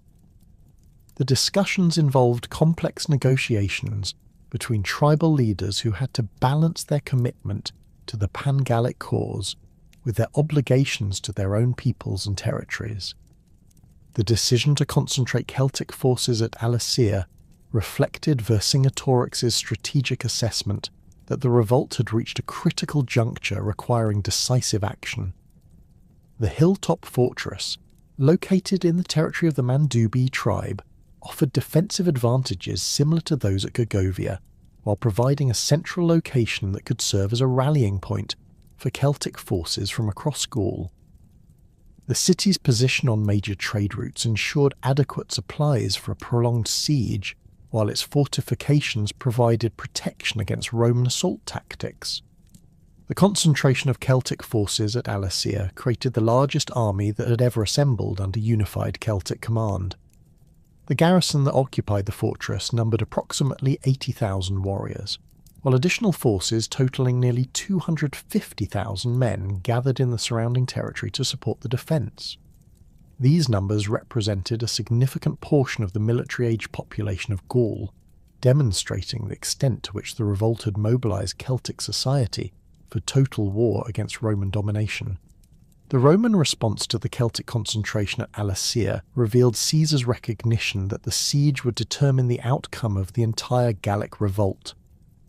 The proconsul assembled all available forces for what he understood would be the decisive confrontation of the war.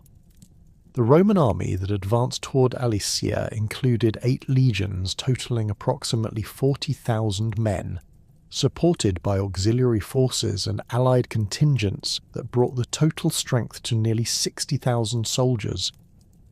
This represented the largest Roman force that had ever operated in Gaul. demonstrating the resources that Rome was willing to commit to suppressing the revolt. The Siege of Alesia began with Roman engineering operations that showcased the technical capabilities that gave Roman armies decisive advantages in prolonged confrontations.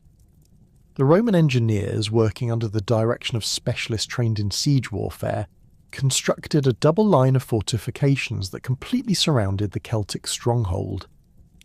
The inner wall, known as the circumvallation, prevented the defenders from breaking out of the city, while the outer wall, called the contravallation, protected the Roman forces from attacks by the Celtic relief army that was assembling in the surrounding territory. The construction of these fortifications required extraordinary engineering expertise and massive labour resources. The circumvallation extended for approximately 16 kilometres around the base of the hill on which Alesia was built, incorporating natural terrain features while creating artificial barriers where necessary. The defensive works included ditches filled with sharpened stakes, earthwork ramparts topped with wooden palisades, and stone walls reinforced with iron spikes. The complexity of these fortifications demonstrated Roman mastery of siege warfare techniques that had been developed through centuries of military experience. The contravallation, built to protect the Roman forces from external attack, extended for nearly 21 kilometres and incorporated even more sophisticated defensive features. The outer wall included multiple lines of obstacles designed to break up attacking formations and channel enemy forces into killing zones where Roman weapons could achieve maximum effectiveness. The engineering challenges involved in constructing these fortifications while maintaining the Siege of Alesia required coordination between thousands of soldiers working in specialised teams under constant threat of Celtic attack. The impact of the siege on the civilian population of Alesia revealed the brutal realities of ancient warfare and the human cost of the Gallic revolt.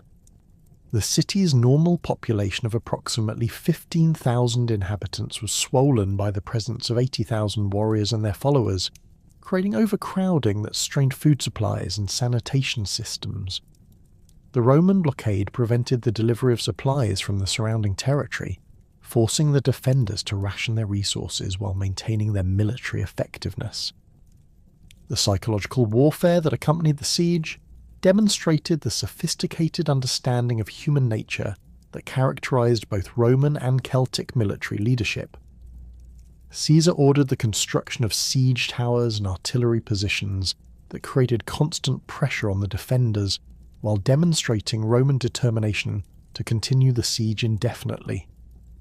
Vercingetorix responded by organising displays of Celtic unity and determination, including religious ceremonies conducted by Druids who proclaimed divine support for the resistance. The arrival of the Celtic relief army transformed the siege into a three-way battle that tested the tactical capabilities of all participants. The relief force, commanded by Vercingetorix's cousin Vercassivelaunus, numbered approximately 250,000 warriors drawn from tribes across Gaul. This massive army represented the largest military force that had ever assembled in Celtic Europe, demonstrating the extent to which the revolt had mobilised the entire population of Gaul for the struggle against Roman domination. The tactical challenges facing the relief army revealed the difficulties involved in coordinating operations between large military forces without modern communication systems. The Celtic commanders had to coordinate attacks by the relief army with breakout attempts by the forces trapped in Alesia, while maintaining pressure on the Roman fortifications that separated these two forces. The complexity of these operations required precise timing and coordination that tested the limits of Celtic military organisation. The final Battle of Alesia began with a coordinated Celtic assault that attacked the Roman fortifications from both directions simultaneously. The warriors trapped in the city launched a desperate breakout attempt while the relief army assaulted the contravallation from the outside. The Roman forces, caught between these two attacks, found themselves fighting on multiple fronts while maintaining the structural integrity of their defensive positions. The intensity of the fighting which continued for several hours, created casualties on all sides that demonstrated the desperation of the Celtic cause and the determination of Roman resistance. The decisive moment of the battle came when Caesar personally led a cavalry charge that broke through the Celtic lines and created panic among the relief army. The proconsul's appearance on the battlefield, recognisable by his distinctive scarlet cloak and the veteran cavalry units that accompanied him, had a psychological impact that exceeded its immediate tactical significance. The Celtic warriors, many of whom had never seen the Roman commander who had conquered their territories, were demoralised by his presence and began to withdraw from positions they had held throughout the day. The collapse of the Celtic relief army marked the effective end of organised resistance to Roman rule in Gaul. The massive force that had represented the last hope of Celtic independence dissolved into scattered groups of fleeing warriors who abandoned their weapons and equipment in their haste to escape Roman pursuit. The psychological impact of this defeat extended far beyond its immediate military consequences, demonstrating to Celtic populations throughout Gaul that Roman military superiority was absolute and that further resistance was futile. The surrender of Vercingetorix represented both a personal tragedy and a symbolic end to Celtic independence in Gaul. The Celtic leader's decision to sacrifice himself in hopes of securing better treatment for his followers demonstrated the personal honour that characterised Celtic warrior culture.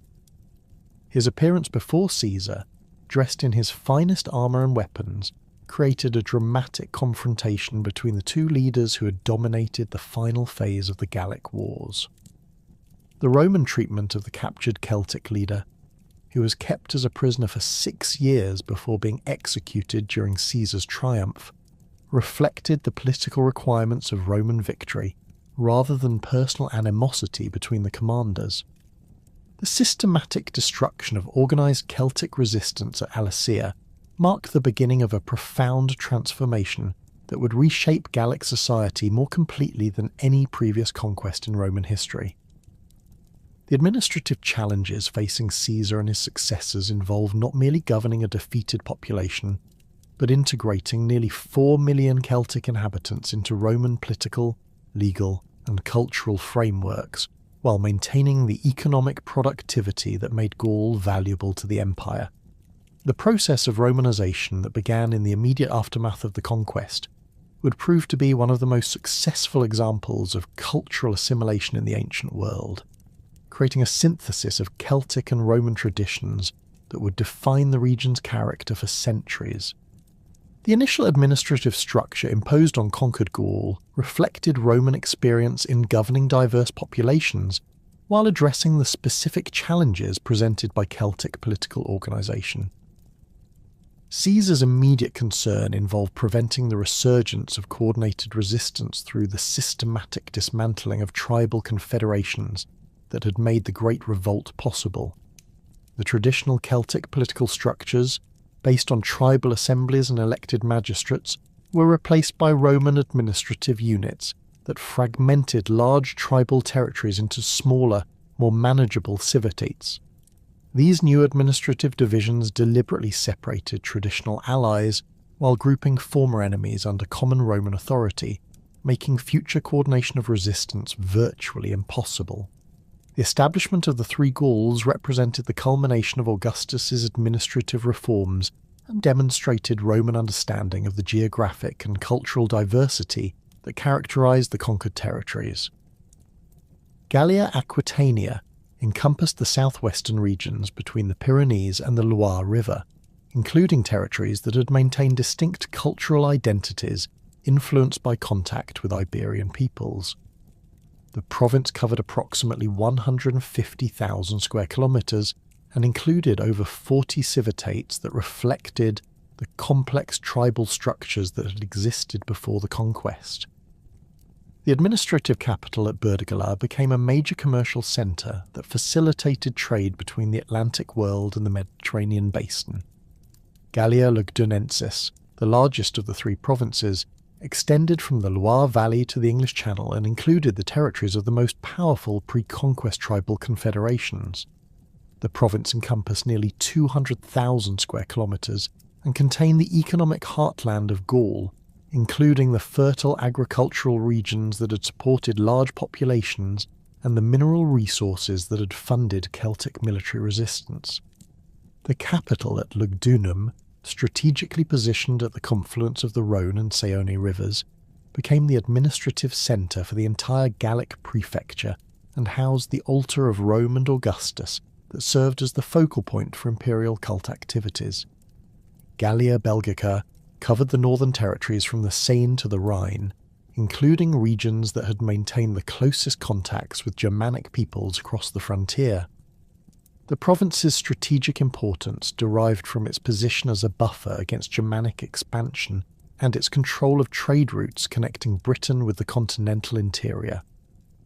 The administrative challenges in Belgica were complicated by the presence of Germanic settlers who had crossed the Rhine during the pre-conquest period and Celtic populations who had adopted Germanic cultural practices through centuries of contact and intermarriage.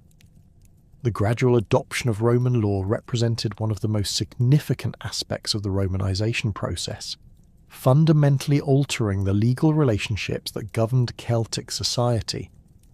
The traditional Celtic legal system, maintained by Druids who memorized vast collections of precedents and procedures, was based on customary law that varied between tribes and emphasized collective responsibility for individual actions.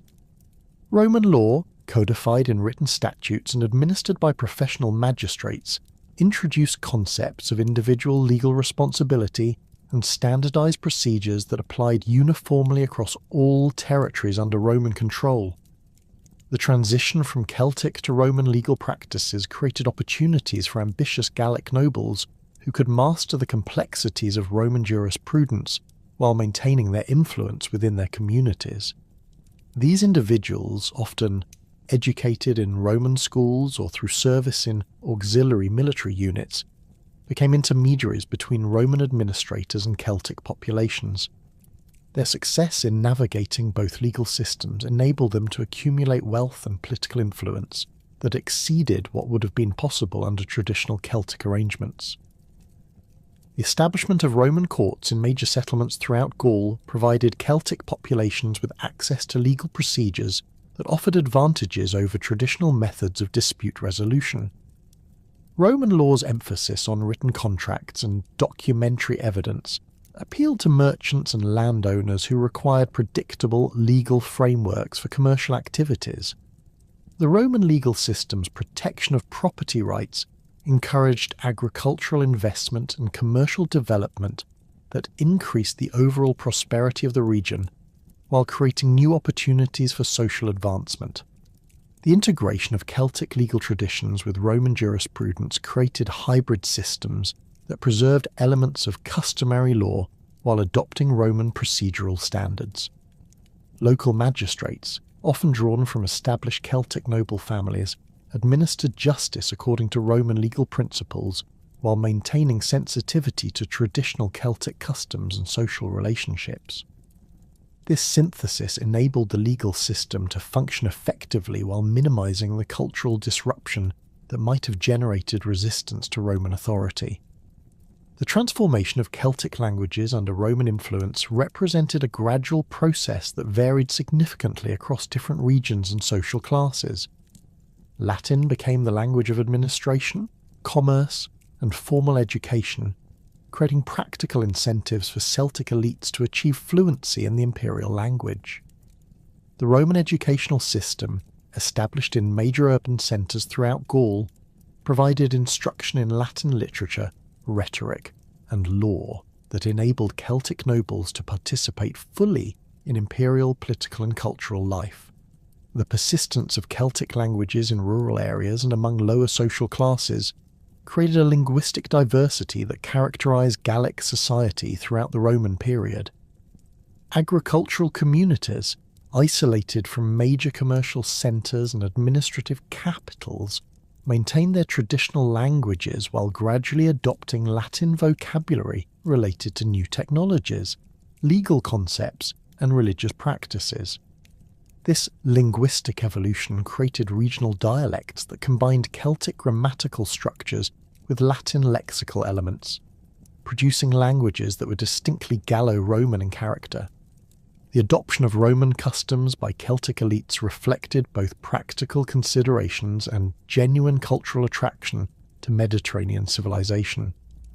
The Roman lifestyle, with its emphasis on urban amenities, literary culture, and sophisticated material comforts, appealed to Celtic nobles who had accumulated wealth through collaboration with Roman administrators or success in commercial activities. The construction of Roman-style villas in rural areas demonstrated the extent to which Celtic landowners had adopted Roman architectural preferences and domestic arrangements. The Roman bathing culture, with its emphasis on public socialization and physical wellness, found particular acceptance among Celtic populations who had maintained strong communal traditions. The construction of public baths in major settlements provided venues for social interaction that transcended traditional tribal boundaries while introducing Roman concepts of civic life and public responsibility. These facilities, often funded by wealthy Celtic benefactors seeking to demonstrate their Roman credentials, became focal points for the development of urban culture in previously rural societies. The transformation of Celtic settlements into Roman-style cities represented one of the most visible aspects of the Romanization process. The traditional Celtic oppida, built on elevated terrain for defensive purposes, were gradually abandoned in favour of new urban centres constructed according to Roman planning principles. These new cities, laid out in regular grids with central forums, public buildings, and residential districts, provided the infrastructure necessary for Roman administrative and commercial activities, while offering improved living conditions for urban populations. The forum complexes that anchored these new urban centres served multiple functions that went beyond their immediate practical purposes. The basilicas that dominated forum architecture provided venues for legal proceedings, commercial transactions, and public assemblies that brought together diverse populations under Roman institutional frameworks. The temples that flanked forum spaces introduced Roman religious practices while providing opportunities for the syncretism of Celtic and Roman deities that facilitated cultural integration. The construction of theatres and amphitheatres in major Gallic cities demonstrated Roman commitment to providing the cultural amenities that characterised civilised urban life. These entertainment venues, often built through the patronage of wealthy Celtic nobles seeking to demonstrate their Roman sophistication, provided programming that included both traditional Roman spectacles and performances that incorporated Celtic cultural elements. The popularity of these venues among Celtic populations indicated the extent to which Roman entertainment culture had been accepted and integrated into local social life. The development of Roman-style residential architecture reflected the changing social aspirations of Celtic elites who had prospered under Roman rule. The traditional Celtic roundhouses, constructed of wood and thatch with central hearths, were replaced by rectangular stone buildings with hypocauste heating systems, glass windows, and elaborate decorative programs that demonstrated their owners' wealth and cultural sophistication. These architectural changes represented more than mere aesthetic preferences. They reflected fundamental alterations in domestic life and social relationships that accompanied the adoption of Roman cultural practices. The integration of Gallic nobility into Roman political structures created opportunities for advancement that exceeded anything available under traditional Celtic arrangements. The Roman cursus honorum provided ambitious Celtic nobles with clearly defined pathways to political influence and social prestige that transcended tribal boundaries. Service in local magistracies, followed by advancement to provincial positions and potentially imperial offices, offered careers that could elevate individuals from provincial obscurity to positions of influence within the broader Roman world. The military service that provided many Celtic nobles with their introduction to Roman culture and political systems proved to be one of the most effective mechanisms for cultural integration. The auxiliary units that recruited Celtic warriors provided training in Roman military techniques, while exposing recruits to Roman values, customs, and social relationships.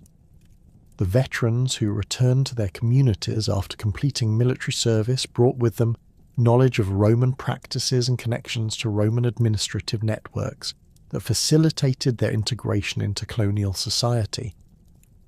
The emergence of Celtic equestrian families represented the success of Roman policies designed to create local elites with vested interests in imperial stability.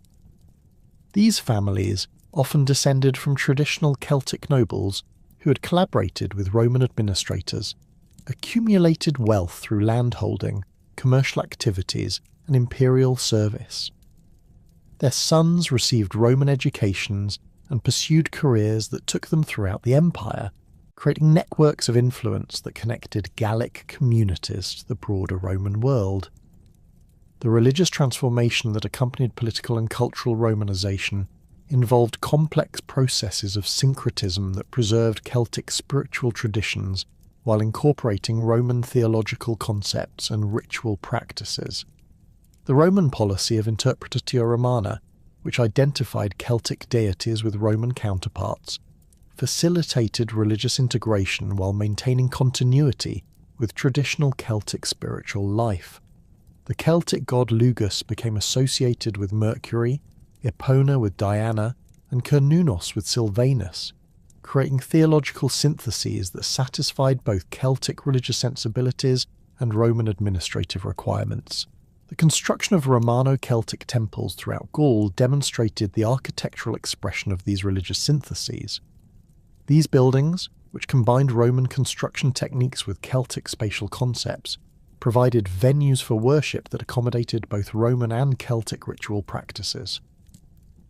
The temple complexes often included features such as sacred groves, ritual pools, and offering deposits that preserved Celtic religious traditions while incorporating Roman architectural elements and decorative programs.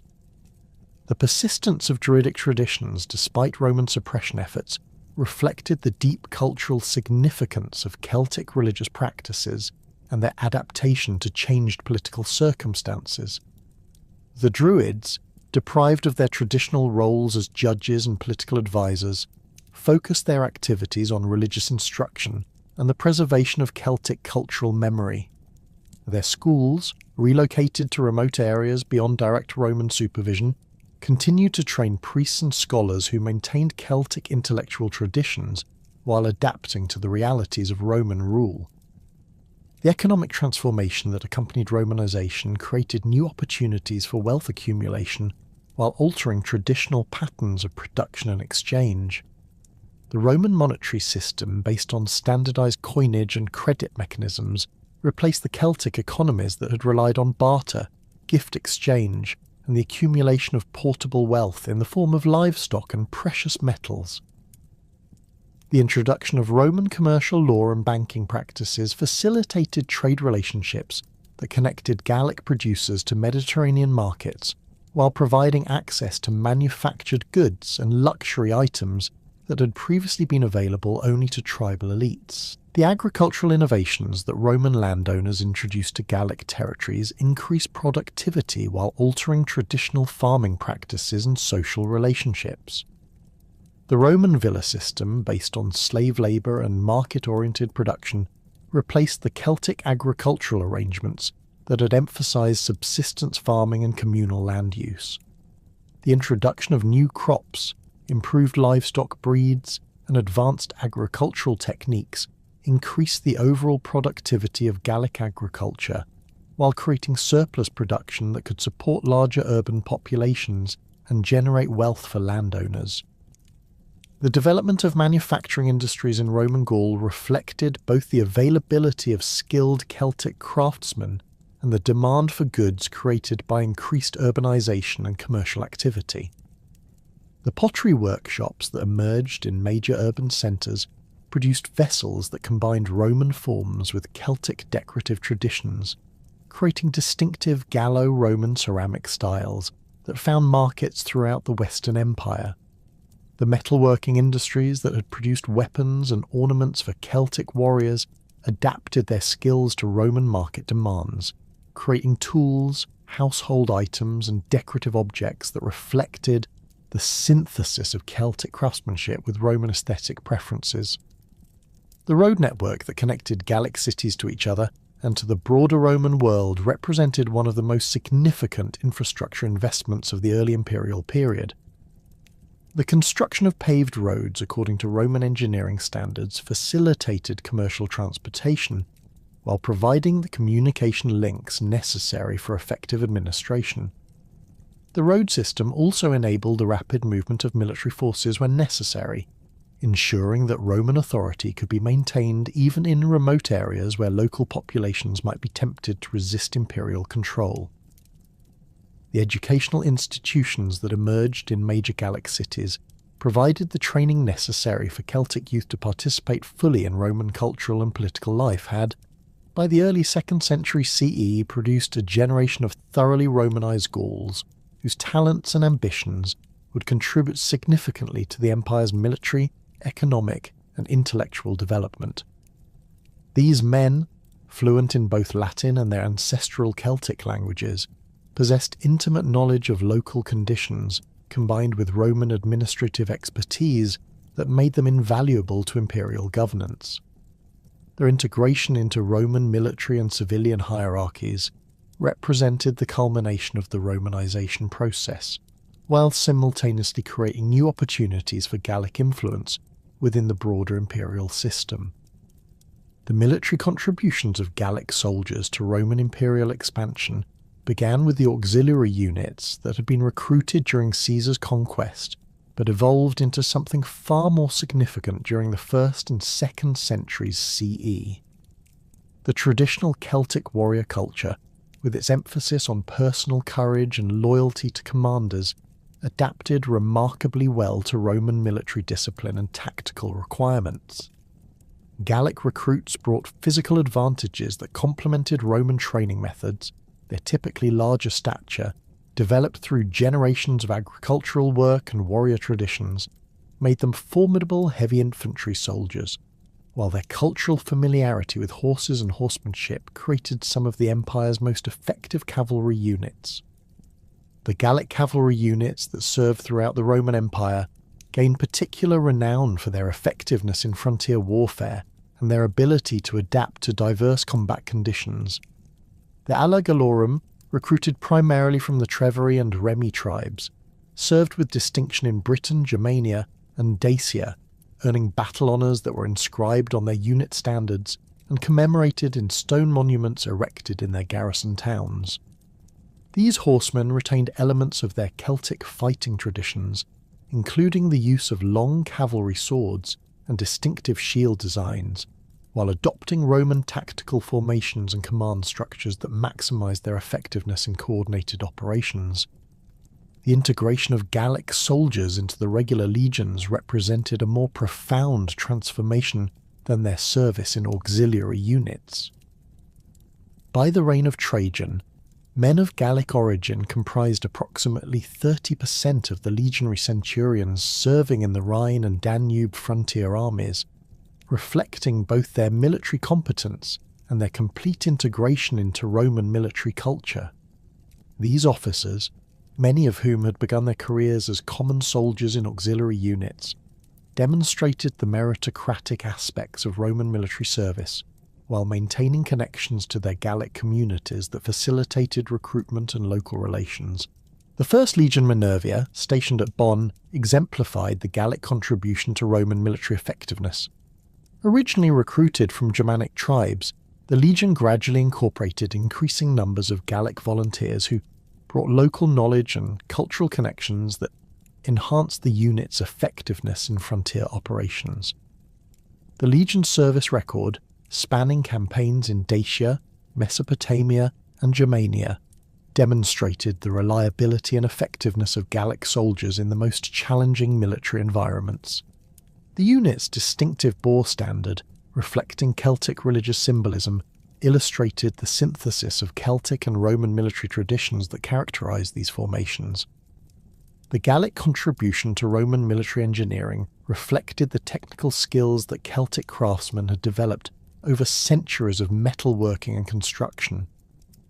The siege engines constructed by Gallic engineers during Trajan's Dacian campaigns incorporated innovations that improved upon traditional Roman designs, including counterweight systems that increased the range and accuracy of catapults and ballistae. These technical improvements, developed through the application of Celtic mechanical knowledge to Roman engineering principles, enhanced the effectiveness of Roman siege warfare while demonstrating the value of cultural synthesis in military technology. The economic prosperity that characterized Gaul during the High Empire period resulted from the successful integration of Celtic agricultural knowledge with Roman commercial practices and infrastructure investment. The fertile soils of the Gallic provinces, enhanced by Roman agricultural techniques and connected to Mediterranean markets through improved transportation networks, produced agricultural surpluses that supported both local urbanization and export to other regions of the empire. The grain production of the Seine and Loire valleys supplied the Rhine armies and contributed to the food security of Rome itself, while Gallic livestock provided meat, leather, and wool that found markets throughout the western provinces.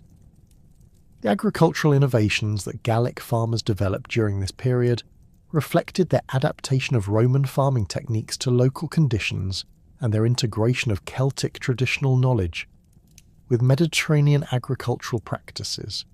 The heavy plough, introduced by Roman colonists but modified by Gallic craftsmen to handle the clay soils of northern Gaul, enabled the cultivation of previously unusable land while increasing yields on existing farmland. The crop rotation systems that emerged in Gallic territories combined Roman knowledge of soil management with Celtic understanding of local climate patterns, creating agricultural practices that maximize productivity while maintaining soil fertility.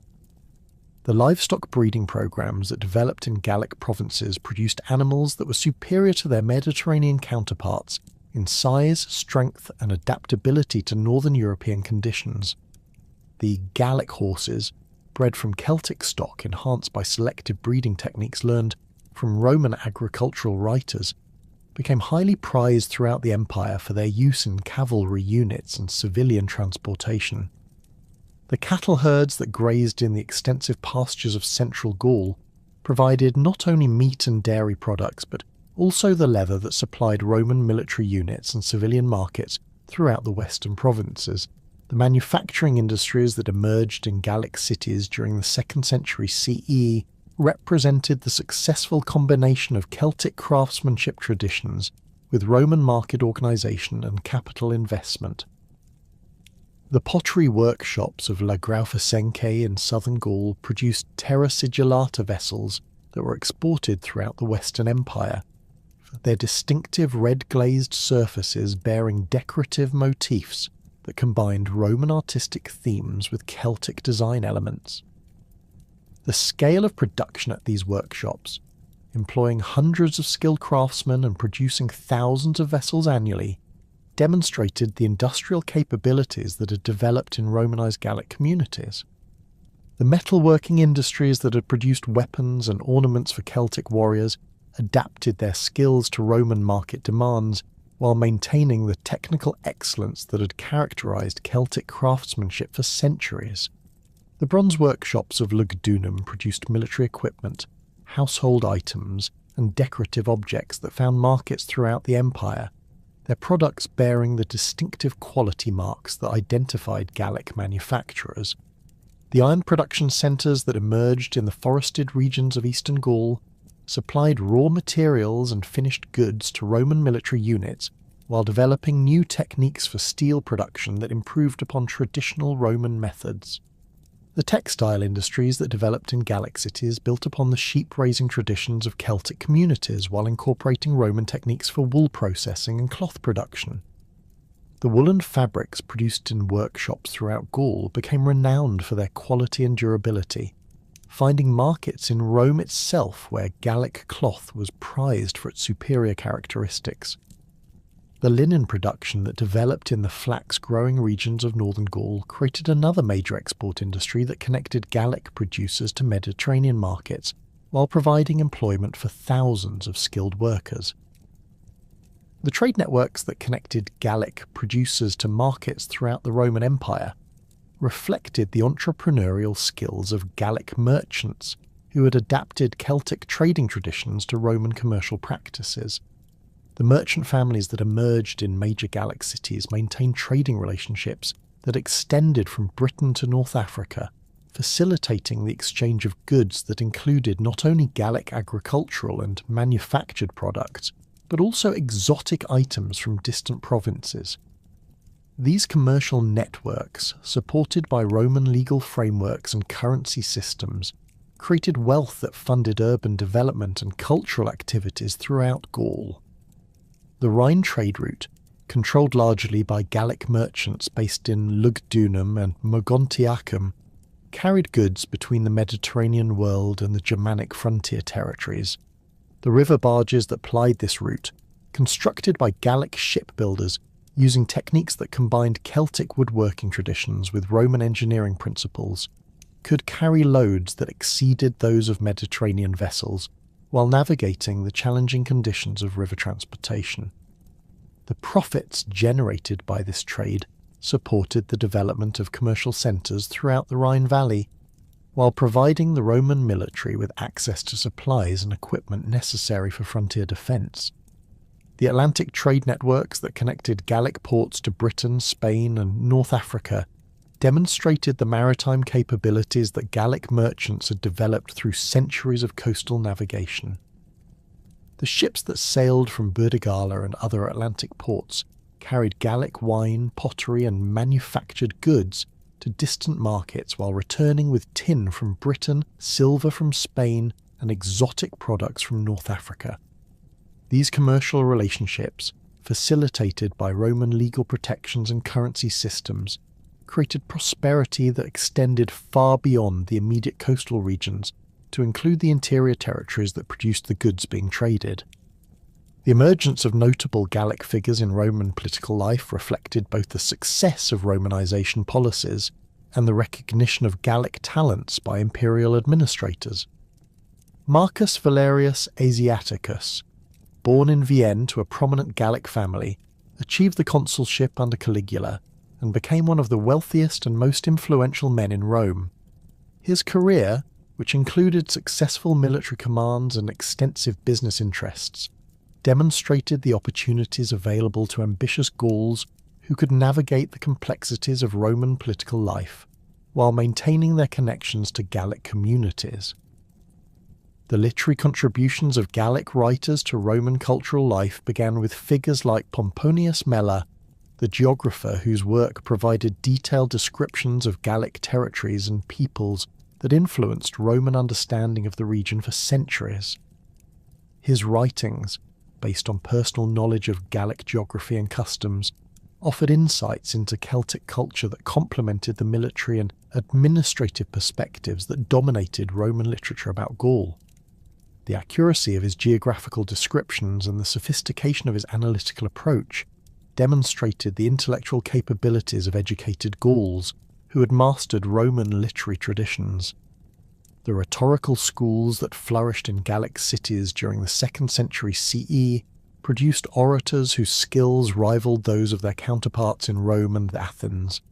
The teachers who staffed these institutions, many of whom were Gauls who had studied in Rome or Athens before returning to their homeland, created educational programs that combined Roman rhetorical techniques with Celtic oral traditions. The students who emerged from these schools possessed oratorical abilities that enabled them to pursue successful careers in law, politics, and administration throughout the empire. The philosophical contributions of Gallic intellectuals reflected their synthesis of Celtic wisdom traditions with Roman and Greek philosophical systems.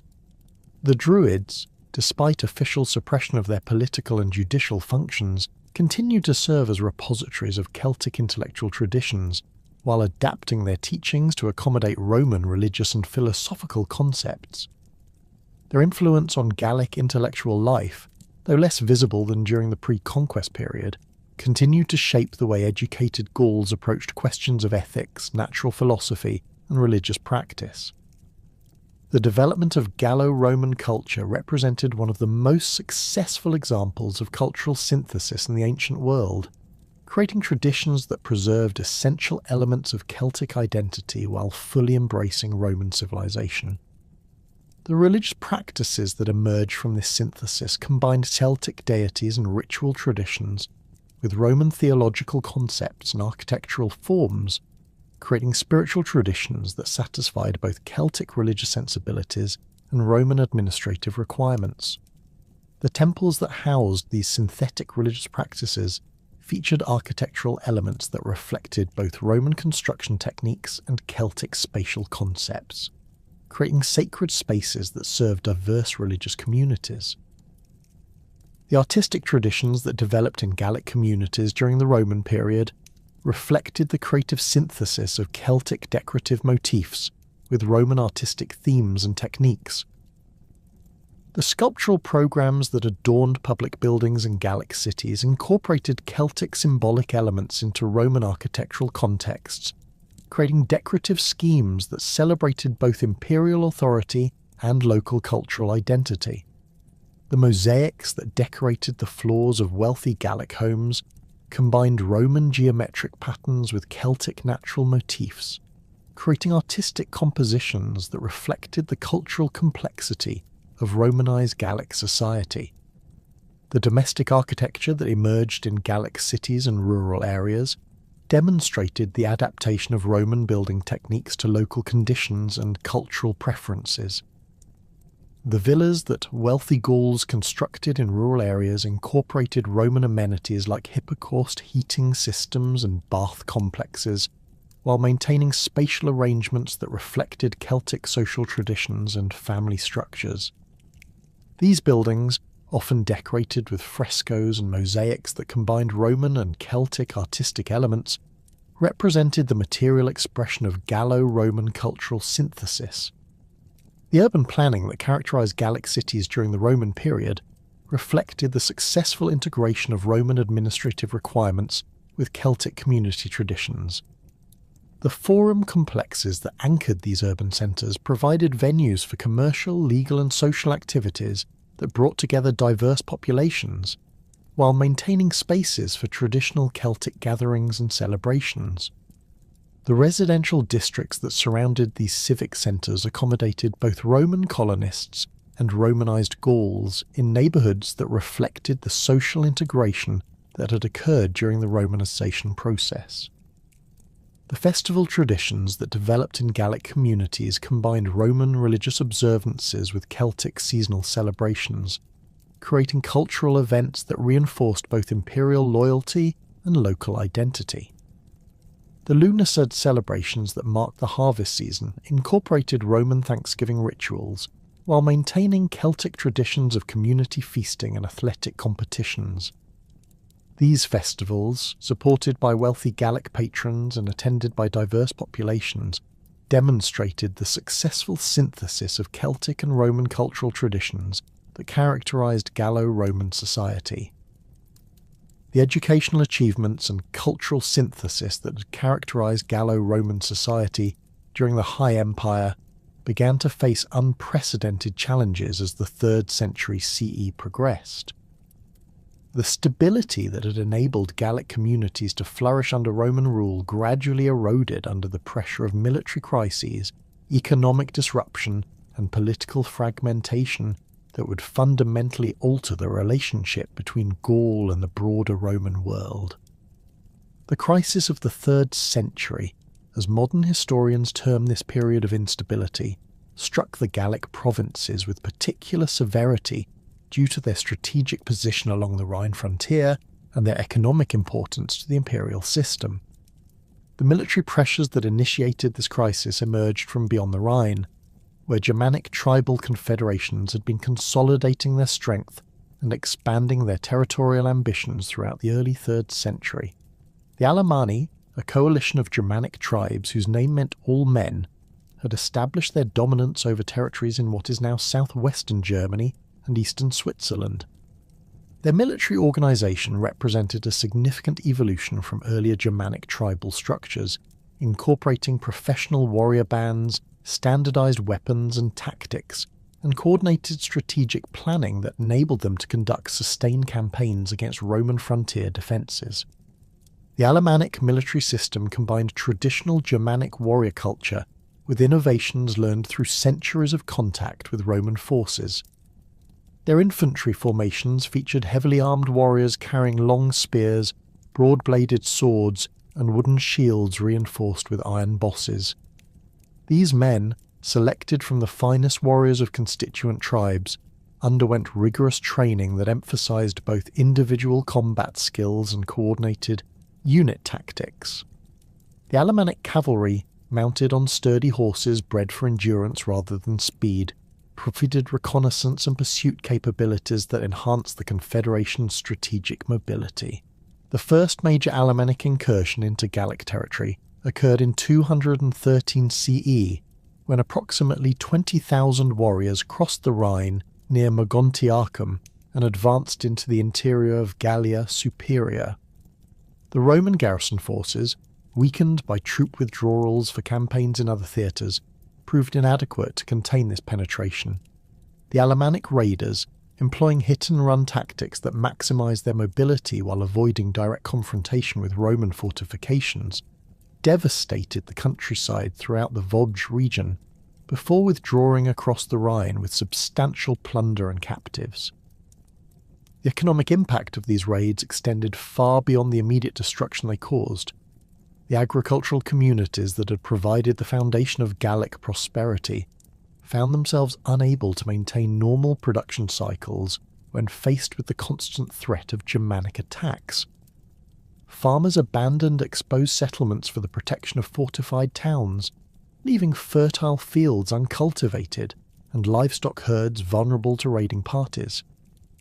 The commercial networks that had connected Gallic producers to Mediterranean markets suffered severe disruption as merchants avoided routes that passed through areas subject to Germanic incursions. The Roman military response to these threats revealed the extent to which imperial resources had been stretched by simultaneous crises on multiple frontiers. The Rhine army, traditionally the strongest force in the Western Empire, had been reduced to approximately 40,000 men, distributed among dozens of fortifications along frontier that extended for over 500 kilometres. Many of these garrisons consisted of local militia units with limited training and equipment, while the veteran legions that had previously anchored frontier defence had been transferred to campaigns in Mesopotamia and along the Danube. The inadequacy of conventional Roman defensive strategies became apparent during the massive Alemannic invasion of 233 CE, when Germanic forces numbering an estimated 70,000 warriors penetrated deep into Gallic territory and besieged several major cities. The Siege of Argentoratum lasted for 3 months, during which the Germanic forces demonstrated sophisticated understanding of Roman fortification techniques and siege warfare. Their assault methods included the construction of siege towers, the use of battering rams against city gates, and coordinated attacks that exploited weaknesses in defensive perimeters. The civilian population of Gallic cities experienced the full horror of 3 RD century warfare during these sieges. The inhabitants of Argentoratum, trapped within their walls while Germanic forces controlled the surrounding countryside, faced starvation as food supplies dwindled and attempts to break the siege failed. The archaeological evidence from this period reveals hasty burials, hidden treasure hoards, and the systematic destruction of public buildings that characterised the urban crisis of the 3rd century. The psychological impact of these experiences fundamentally altered the relationship between Gallic communities and Roman imperial authority. The emergence of the Gallic Empire in 260 CE represented both a response to Roman military failure and an assertion of regional autonomy that reflected the growing political sophistication of Gallic leadership. Marcus Cassianius Latinius Postumus, the Roman general who proclaimed himself emperor in Gaul, possessed the military experience and political connections necessary to establish an alternative imperial structure. His background as commander of Rhine frontier forces provided him with intimate knowledge of the military challenges facing the region, while his connections to prominent Gallic families gave him the local support necessary to maintain his authority. The political structure that Postumus established in the Gallic Empire demonstrated the administrative capabilities that Gallic leaders had developed through centuries of participation in Roman governance. The imperial court at Trier functioned according to Roman constitutional principles while addressing the specific needs of the Gallic provinces. The Senate that advised the Gallic emperor included representatives from major Gallic cities and tribal territories, creating a governing body that combined Roman institutional forms with Celtic traditions of collective decision-making. The military organisation of the Gallic Empire reflected Postumus's understanding of the strategic challenges facing the region and his ability to mobilise local resources for defence.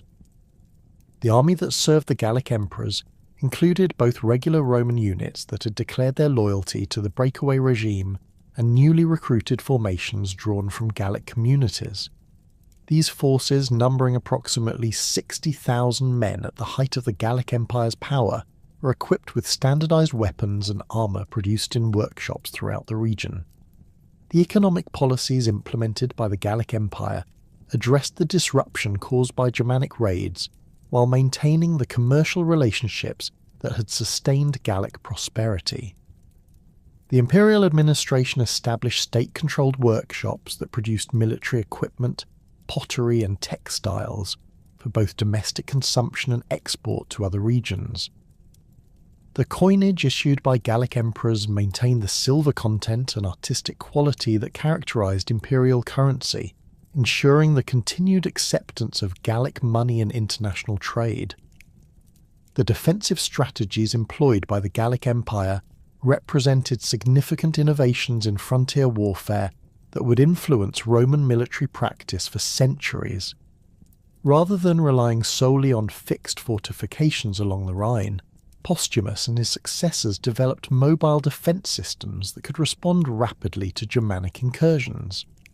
These forces, based in fortified camps located at strategic points throughout the interior, could concentrate quickly to confront major threats, while maintaining the flexibility necessary to pursue raiding parties and protect vulnerable communities. The success of these defensive innovations became apparent during the Germanic Invasion of 268 CE, when Gallic forces under the command of Victorinus defeated a Germanic army of approximately 40,000 warriors near Dura Cortorum. The battle demonstrated the effectiveness of coordinated infantry and cavalry operations that maximised the advantages of Roman training and equipment while adapting to the tactical challenges posed by Germanic warfare. The Gallic victory, achieved through superior discipline and tactical coordination, restored confidence in Roman military capabilities while demonstrating the effectiveness of regional leadership. The cultural policies of the Gallic Empire reflected the complex identity of Romanized Gallic society and the political requirements of maintaining legitimacy among diverse populations. The imperial court at Trier patronized both Roman and Celtic cultural traditions, sponsoring literary works that celebrated Gallic achievements while maintaining connections to classical Roman culture. The architectural projects undertaken during this period combined Roman construction techniques with decorative elements that reflected Celtic artistic traditions, creating buildings that express the synthetic culture of the Gallic Empire. The religious practices that flourished under the Gallic Empire demonstrated the continued vitality of Celtic spiritual traditions, despite centuries of Romanization. The imperial administration supported the restoration of Celtic temples and the revival of traditional festivals while maintaining the imperial cult that legitimized Roman political authority. The synthesis of Celtic and Roman religious practices that characterized this period created spiritual traditions that satisfied both traditional Celtic religious sensibilities and the political requirements of imperial governance. The reign of Victorinus marked the height of Gallic imperial power and demonstrated the military and administrative capabilities that had developed in the breakaway empire.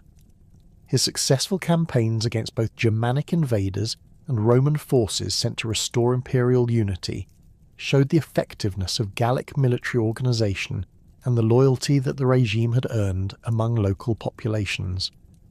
The economic prosperity that characterised his reign, evidenced by the high quality of coinage and the construction of public buildings, demonstrated the success of Gallic economic policies. The collapse of the Gallic Empire under Tetricus resulted from a combination of military pressure from the restored Roman Empire and internal political divisions that weakened the breakaway regime. The forces that Aurelian assembled for the reconquest of Gaul included veteran legions from the eastern campaigns and Germanic auxiliary units that provided the numerical superiority necessary to overcome Gallic resistance. The Battle of Chalons in 274 CE, where Tetricus's forces were decisively defeated, marked the end of Gallic independence and the restoration of Roman imperial authority. The reintegration of Gaul into the Roman Empire following the collapse of the Gallic Empire required extensive administrative reforms that addressed the changes that had occurred during the period of independence. The Diocletianic reforms that reorganised imperial administration created new provincial boundaries that reflected the political and economic realities that had emerged during the 3rd century crisis. The Prefecture of Gaul, established as one of 4 major administrative divisions of the empire, encompassed territories from Britain to Spain and included over 100 individual provinces. The military reorganisation that accompanied these administrative changes reflected the lessons learned during the crisis of the 3rd century and the need for more flexible defensive strategies. The Limitanei, frontier forces stationed in fortified positions along the Rhine, were supplemented by comitatenses, mobile field armies that could respond rapidly to threats anywhere within the prefecture. These forces, numbering approximately 150,000 men throughout the Gallic provinces, represented the largest military commitment that Rome had ever made to the defence of the region. The fortification programs that characterised the late 3rd and early 4th centuries demonstrated the continued importance of Gallic territories to imperial security and the recognition that traditional defensive strategies required modification to address new threats. The construction of the Saxon shore forts along the Channel coast reflected concerns about seaborne raids from Germanic tribes in northern Europe. These fortifications, built according to the latest military engineering principles, featured thick walls, projecting towers and sophisticated gate systems that could withstand prolonged sieges. The economic recovery that followed the restoration of Roman authority in Gaul demonstrated the resilience of Gallic society and the effectiveness of imperial policies designed to restore prosperity. The agricultural revival that began in the 280 SCE benefited from imperial investment in infrastructure and the security provided by strengthened frontier defences. The commercial networks that had been disrupted during the crisis period gradually resumed operations, connecting Gallic producers to markets throughout the empire, while providing employment for thousands of merchants, craftsmen, and transport workers. The Frankish Confederation that emerged along the Lower Rhine during the late 3rd century represented a new type of Germanic political organisation that combined traditional tribal structures with innovations learned through contact with Roman civilization. The Salian Franks, who occupied territories in what is now the Netherlands and Belgium, developed agricultural and commercial practices that enabled them to support larger populations than previous Germanic societies.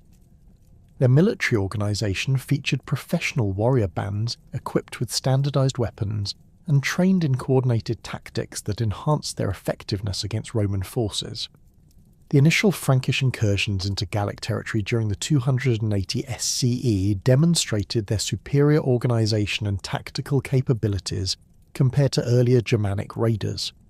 The Frankish forces that crossed the Rhine near Cologne in 286 CE numbered approximately 15,000 warriors organised into disciplined units that could conduct sustained campaigns rather than simple raids. Their advance into the interior of Gallia Belgica encountered minimal resistance from Roman forces that had been weakened by the recent political upheavals and military reorganisations. The establishment of Frankish settlements in northern Gaul marked the beginning of a demographic transformation that would fundamentally alter the ethnic composition of the region. The Germanic colonists who followed the initial military incursions brought with them agricultural techniques, craft traditions, and social customs that differed significantly from those of the Romanized Gallic population. The interaction between these two populations created cultural syntheses that combined Germanic and Gallo-Roman elements in ways that would influence the development of medieval European civilization. The Roman response to Frankish expansion involved both military action and diplomatic negotiation that reflected the changing realities of imperial power in the late 3rd century. The foederty agreements that granted Frankish tribes legal status as Roman allies in exchange for military service created precedents for the integration of Germanic peoples into imperial structures. These arrangements, while providing immediate military benefits, also established Germanic communities within Roman territory that would eventually challenge imperial authority. The Bogodi movement that emerged in rural Gaul during the late 3rd century represented a different type of challenge to Roman authority that reflected the social tensions created by economic disruption and military crisis. The peasant armies that assembled under charismatic leaders like Amandus and Alienus included dispossessed farmers, escaped slaves, and deserters from Roman military units who had been driven to rebellion by the collapse of traditional social and economic relationships. Their guerrilla warfare tactics, conducted from bases in forested and mountainous regions, created security problems that diverted Roman resources from frontier defence. The suppression of the Bogodi required military campaigns that demonstrated the continued effectiveness of Roman forces when properly organised and led. The operations conducted by Maximian and his subordinates between 285 and 286 CE systematically eliminated the rebel strongholds while addressing the underlying social and economic problems that had fueled the uprising. The clemency shown to surrendering rebels, combined with economic reforms that improved conditions for rural populations, demonstrated the sophisticated understanding of counterinsurgency that Roman administrators had developed. The religious changes that characterized the late 3rd and early 4th centuries reflected the broader cultural transformations that were occurring throughout the Roman Empire. The spread of Christianity in Gallic communities created new forms of social organization and cultural identity that competed with traditional Roman and Celtic religious practices. The martyrdom of St. Denis at Lutetia in 250 CE and the subsequent development of Christian communities throughout Gaul demonstrated the appeal of the new religion to populations seeking spiritual comfort during times of crisis and uncertainty. The administrative reforms that Constantine implemented in Gaul during the early 4th century created governmental structures that would persist long after the collapse of Roman imperial authority. The establishment of Trier as an imperial capital brought increased resources and attention to the Gallic provinces, while creating administrative precedents that would influence the development of medieval European governance. The legal and administrative innovations that emerged from this period combined Roman institutional traditions with local customs and practices that reflected the unique character of Gallic society. The continued Germanic pressure on the Rhine frontier throughout the 4th century demonstrated the persistence of the demographic and political forces that had created the 3 AD century crisis. The Alemannic invasions of 356 and 357 CE, defeated by Julian in campaigns that restored his military reputation, showed that the fundamental strategic challenges facing Gaul remained unresolved despite the administrative and military reforms of the previous decades.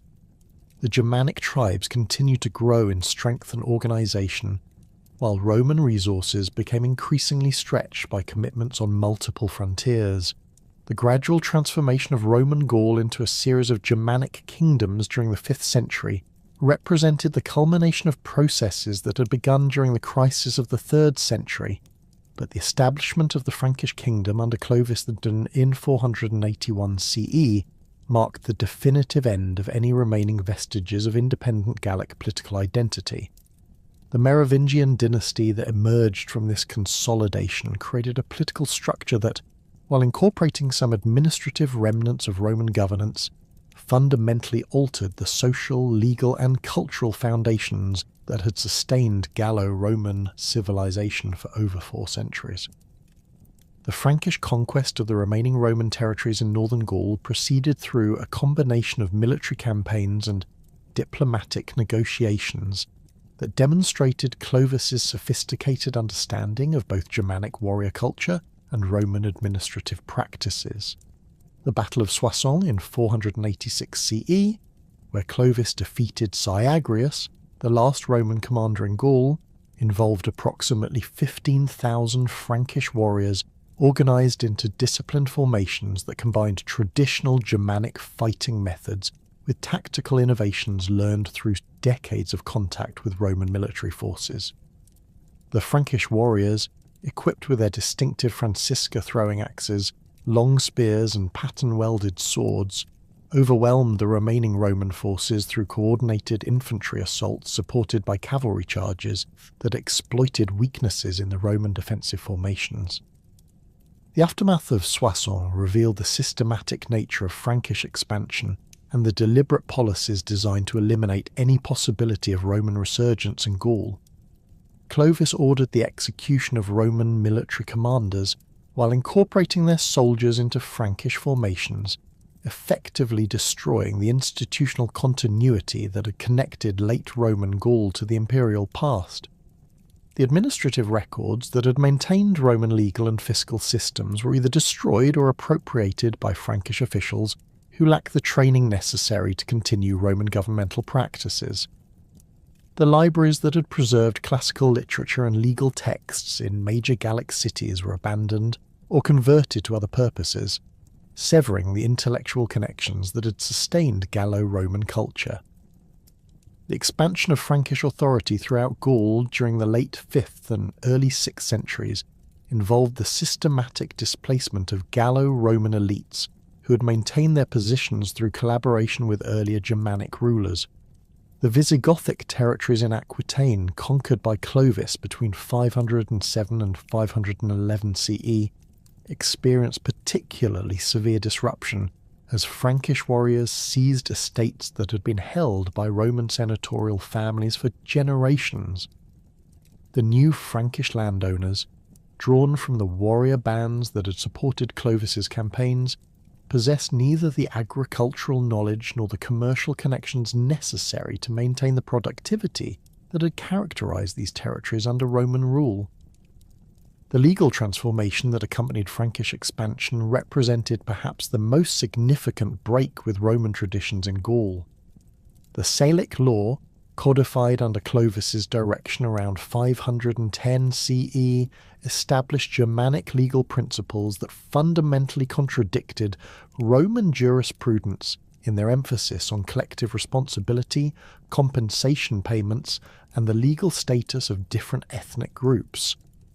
The elaborate Roman legal procedures that had governed property disputes, commercial transactions, and criminal cases were replaced by Germanic customs that relied on oath-taking, trial by ordeal, and the judgment of local assemblies dominated by Frankish warriors.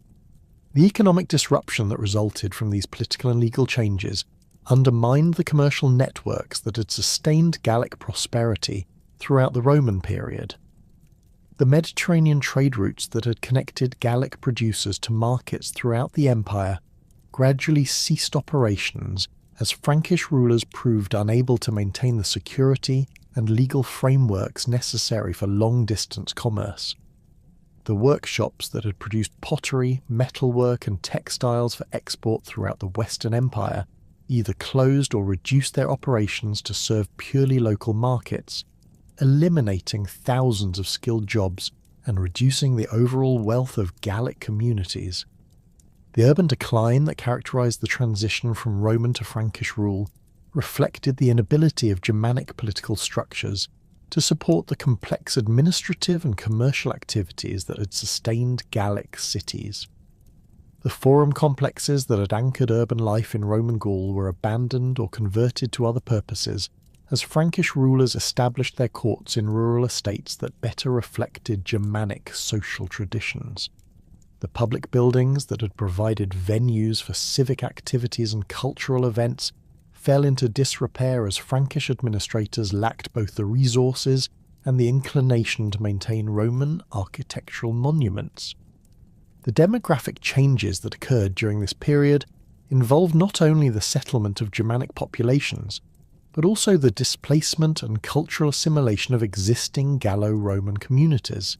The archaeological evidence from cemetery sites throughout Gaul reveals the gradual adoption of Germanic burial practices by populations that had previously followed Roman customs, indicating cultural transformation that extended beyond mere political control. The grave goods found in these burials show the replacement of Roman-style jewellery, pottery and personal items with Germanic artefacts that reflected different aesthetic preferences and social values. The role of Christianity in transforming Gallic society during this period proved to be both a force for cultural continuity and a mechanism for the obliteration of remaining pagan traditions. The conversion of Clovis to Catholic Christianity around 496 CE represented a calculated political decision that enabled him to gain the support of the Gallo-Roman population, while distinguishing his kingdom from the Arian Christian Visigothic and Burgundian realms. The baptism ceremony at Reims, conducted by Bishop Remigius before an audience that included both Frankish warriors and Gallo-Roman nobles, symbolically united the Germanic and Roman populations under a common religious identity, while establishing the Catholic Church as the primary institution capable of bridging cultural divisions. The ecclesiastical organisation that emerged under Frankish rule created new forms of cultural authority that gradually replaced both Roman administrative structures and Celtic religious traditions. The bishops who governed Christian communities throughout Gaul, many of whom were drawn from prominent Gallo-Roman families, possessed the education and administrative experience necessary to maintain some continuity with Roman institutional practices. These ecclesiastical leaders, while nominally subject to Frankish royal authority, often exercised greater practical influence over local populations than secular administrators, creating a parallel power structure that preserved elements of Roman governance within a Christian framework. The systematic suppression of pagan practices that characterized the Christianization of Gaul involved the destruction of temples, sacred groves, and ritual sites that had maintained connections to pre-Christian religious traditions. The Celtic sanctuaries that had survived the Roman period through syncretistic adaptations were systematically demolished or converted to Christian purposes, eliminating the physical spaces where traditional Celtic religious practices had been maintained. The Druids who had preserved Celtic intellectual traditions, despite centuries of Roman suppression, found themselves completely marginalised in the new Christian order, their knowledge dismissed as superstition and their practices condemned as demonic. The monastic movement that spread throughout Gaul during the 6th and 7th centuries created new centres of learning and cultural preservation that gradually replaced the secular educational institutions that had sustained Gallo-Roman intellectual life. The monasteries established by figures like St. Columban and St. Eligius became repositories for classical texts and Christian writings, while developing new forms of artistic expression that combined Christian themes with elements derived from both Roman and Germanic traditions. The scriptoriums that operated in these monasteries preserved some classical literature while creating new works that reflected the synthesis of Christian, Roman, and Germanic cultural elements. The educational transformation that accompanied Christianization involved the replacement of classical Roman curricula with Christian instruction that emphasized religious doctrine over secular learning. The rhetorical schools that had trained Gallo-Roman elites for careers in law, administration and literature were either closed or converted to Christian purposes, eliminating the educational pathways that had maintained connections to classical culture. The new Christian schools that emerged in episcopal centres and monastic communities provided instruction in Latin grammar and Christian theology, while largely ignoring the philosophical, historical and literary traditions that had formed the foundation of Roman education. The linguistic changes that occurred during this period reflected the broader cultural transformation that was eliminating the last vestiges of distinct Gallic identity. The Celtic languages that had survived the Roman period in rural areas and among lower social classes faced systematic suppression as Frankish administrators and Christian missionaries promoted the use of Latin and increasingly Germanic languages in official and religious contexts. The Gaulish language, which had maintained its vitality in certain regions despite centuries of Romanization, gradually disappeared as speakers adopted Latin or Frankish to participate in the new political and religious structures. The survival of Latin in Gaul during this period involved significant modifications that reflected the influence of both Germanic and Celtic linguistic substrates. The Vulgar Latin that emerged in Frankish territories incorporated Germanic vocabulary related to military, legal and administrative concepts, while retaining Celtic phonological features that would eventually influence the development of Old French. The written Latin that was maintained in ecclesiastical and legal contexts gradually diverged from classical standards as scribes who lacked comprehensive classical education introduced innovations that reflected contemporary spoken usage. Archaeological evidence for the survival of Celtic elements in post-Roman Gaul reveals the complex processes of cultural transformation that characterised this period.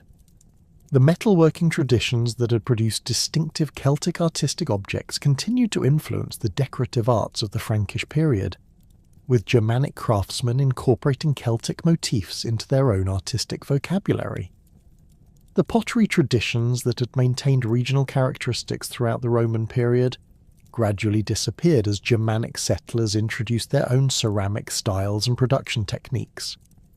The agricultural practices that had sustained Gallic communities for centuries underwent significant changes as Germanic settlers introduced different farming methods and land use patterns.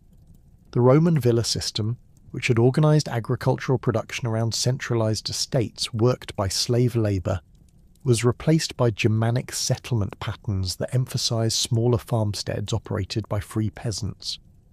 The field systems that had been developed during the Roman period were often abandoned or modified to accommodate Germanic agricultural practices that reflected different environmental conditions and cultural preferences. The craft traditions that had maintained Celtic technical knowledge and artistic sensibilities faced systematic disruption as Germanic settlers established their own workshops and production centres. The specialised knowledge that Celtic craftsmen had developed over centuries of metalworking, pottery production and textile manufacture was gradually lost as the social structures that had supported these activities were dismantled. The apprenticeship systems that had transmitted technical skills from one generation to the next were disrupted by the social upheavals that accompanied Germanic settlement, resulting in the loss of sophisticated manufacturing capabilities. The religious syncretism that had characterised Gallo-Roman spiritual life during the late imperial period was systematically eliminated as Christian authorities imposed doctrinal orthodoxy and suppressed practices that retained connections to pagan traditions. The Celtic deities that had been incorporated into Roman religious systems through Interpretatio Romana were condemned as demons and their worship prohibited under severe penalties. The sacred sites that had maintained their religious significance through centuries of political change were desecrated or converted to Christian purposes, eliminating the physical spaces where traditional Celtic religious practices had been maintained. The artistic traditions that had flourished in Gallo-Roman communities during the imperial period gradually disappeared as Germanic patrons commissioned works that reflected their own aesthetic preferences and cultural values. The sculptural programs that had decorated public buildings and private residences in Roman Gaul were either destroyed or abandoned as Frankish rulers showed little interest in maintaining classical artistic traditions. The mosaic workshops that had produced decorative floors for wealthy Gallo-Roman homes ceased operations as Germanic settlers preferred different forms of interior decoration that reflected their own cultural backgrounds. The enduring influence of Gallic history on French national identity would not emerge until much later periods, but the processes of cultural transformation that occurred during the 5th through 8th centuries established the foundations for the medieval European civilization that would eventually claim the Gallic legacy. The Frankish kingdom that emerged from the conquest of Roman Gaul preserved certain administrative and legal traditions that maintained indirect connections to the Roman past while creating new political structures that would influence European development for centuries. The development of feudalism in the territories that had once comprised Roman Gaul reflected the synthesis of Germanic, Roman, and Celtic social traditions that had occurred during the transition period. The personal relationships that bound warriors to their lords incorporated elements of Celtic clientage systems, Roman military organisation, and Germanic oath-taking traditions, creating new forms of social organisation that would characterise medieval European society. The agricultural arrangements that supported these feudal relationships combined Roman estate management practices with Germanic settlement patterns and Celtic farming techniques. The preservation of certain Roman legal concepts within Germanic legal systems created institutional continuities that would eventually contribute to the development of medieval European law. The Frankish legal codes that emerged during the 6th and 7th centuries incorporated Roman principles of property ownership, contract law, and judicial procedure while maintaining Germanic customs related to criminal justice and social organisation. These legal syntheses provided the foundation for the more sophisticated legal systems that would develop during the Carolingian period and beyond. The cultural legacy of the Gauls would eventually be rediscovered and romanticised during later periods of French history, but the actual Celtic civilization that had flourished in pre-Roman Gaul was effectively extinct by 800 CE. The linguistic, religious, artistic and social traditions that had defined Gallic identity had been systematically eliminated through the combined effects of Romanization, Christianization and Germanic conquest. The archaeological remains that modern scholars study represent the only surviving evidence of a civilization that had once dominated much of Western Europe, but had been completely absorbed into the broader currents of European cultural development. The transformation of Gaul from a collection of Celtic tribal territories into a Christian Germanic kingdom represented one of the most complete cultural transformations in European history. The process that began with Caesar's conquest and concluded with the establishment of the Carolingian Empire involved the systematic replacement of indigenous Celtic traditions with imported Roman and Germanic cultural elements. By 800 CE, the last vestiges of distinct Gallic identity had disappeared, absorbed into the broader European cultural synthesis that would define medieval civilization. The Gauls, who had once challenged Roman expansion and created sophisticated political and cultural institutions, existed only in historical memory and archaeological evidence, their living culture having been transformed beyond recognition by centuries of foreign domination and cultural assimilation.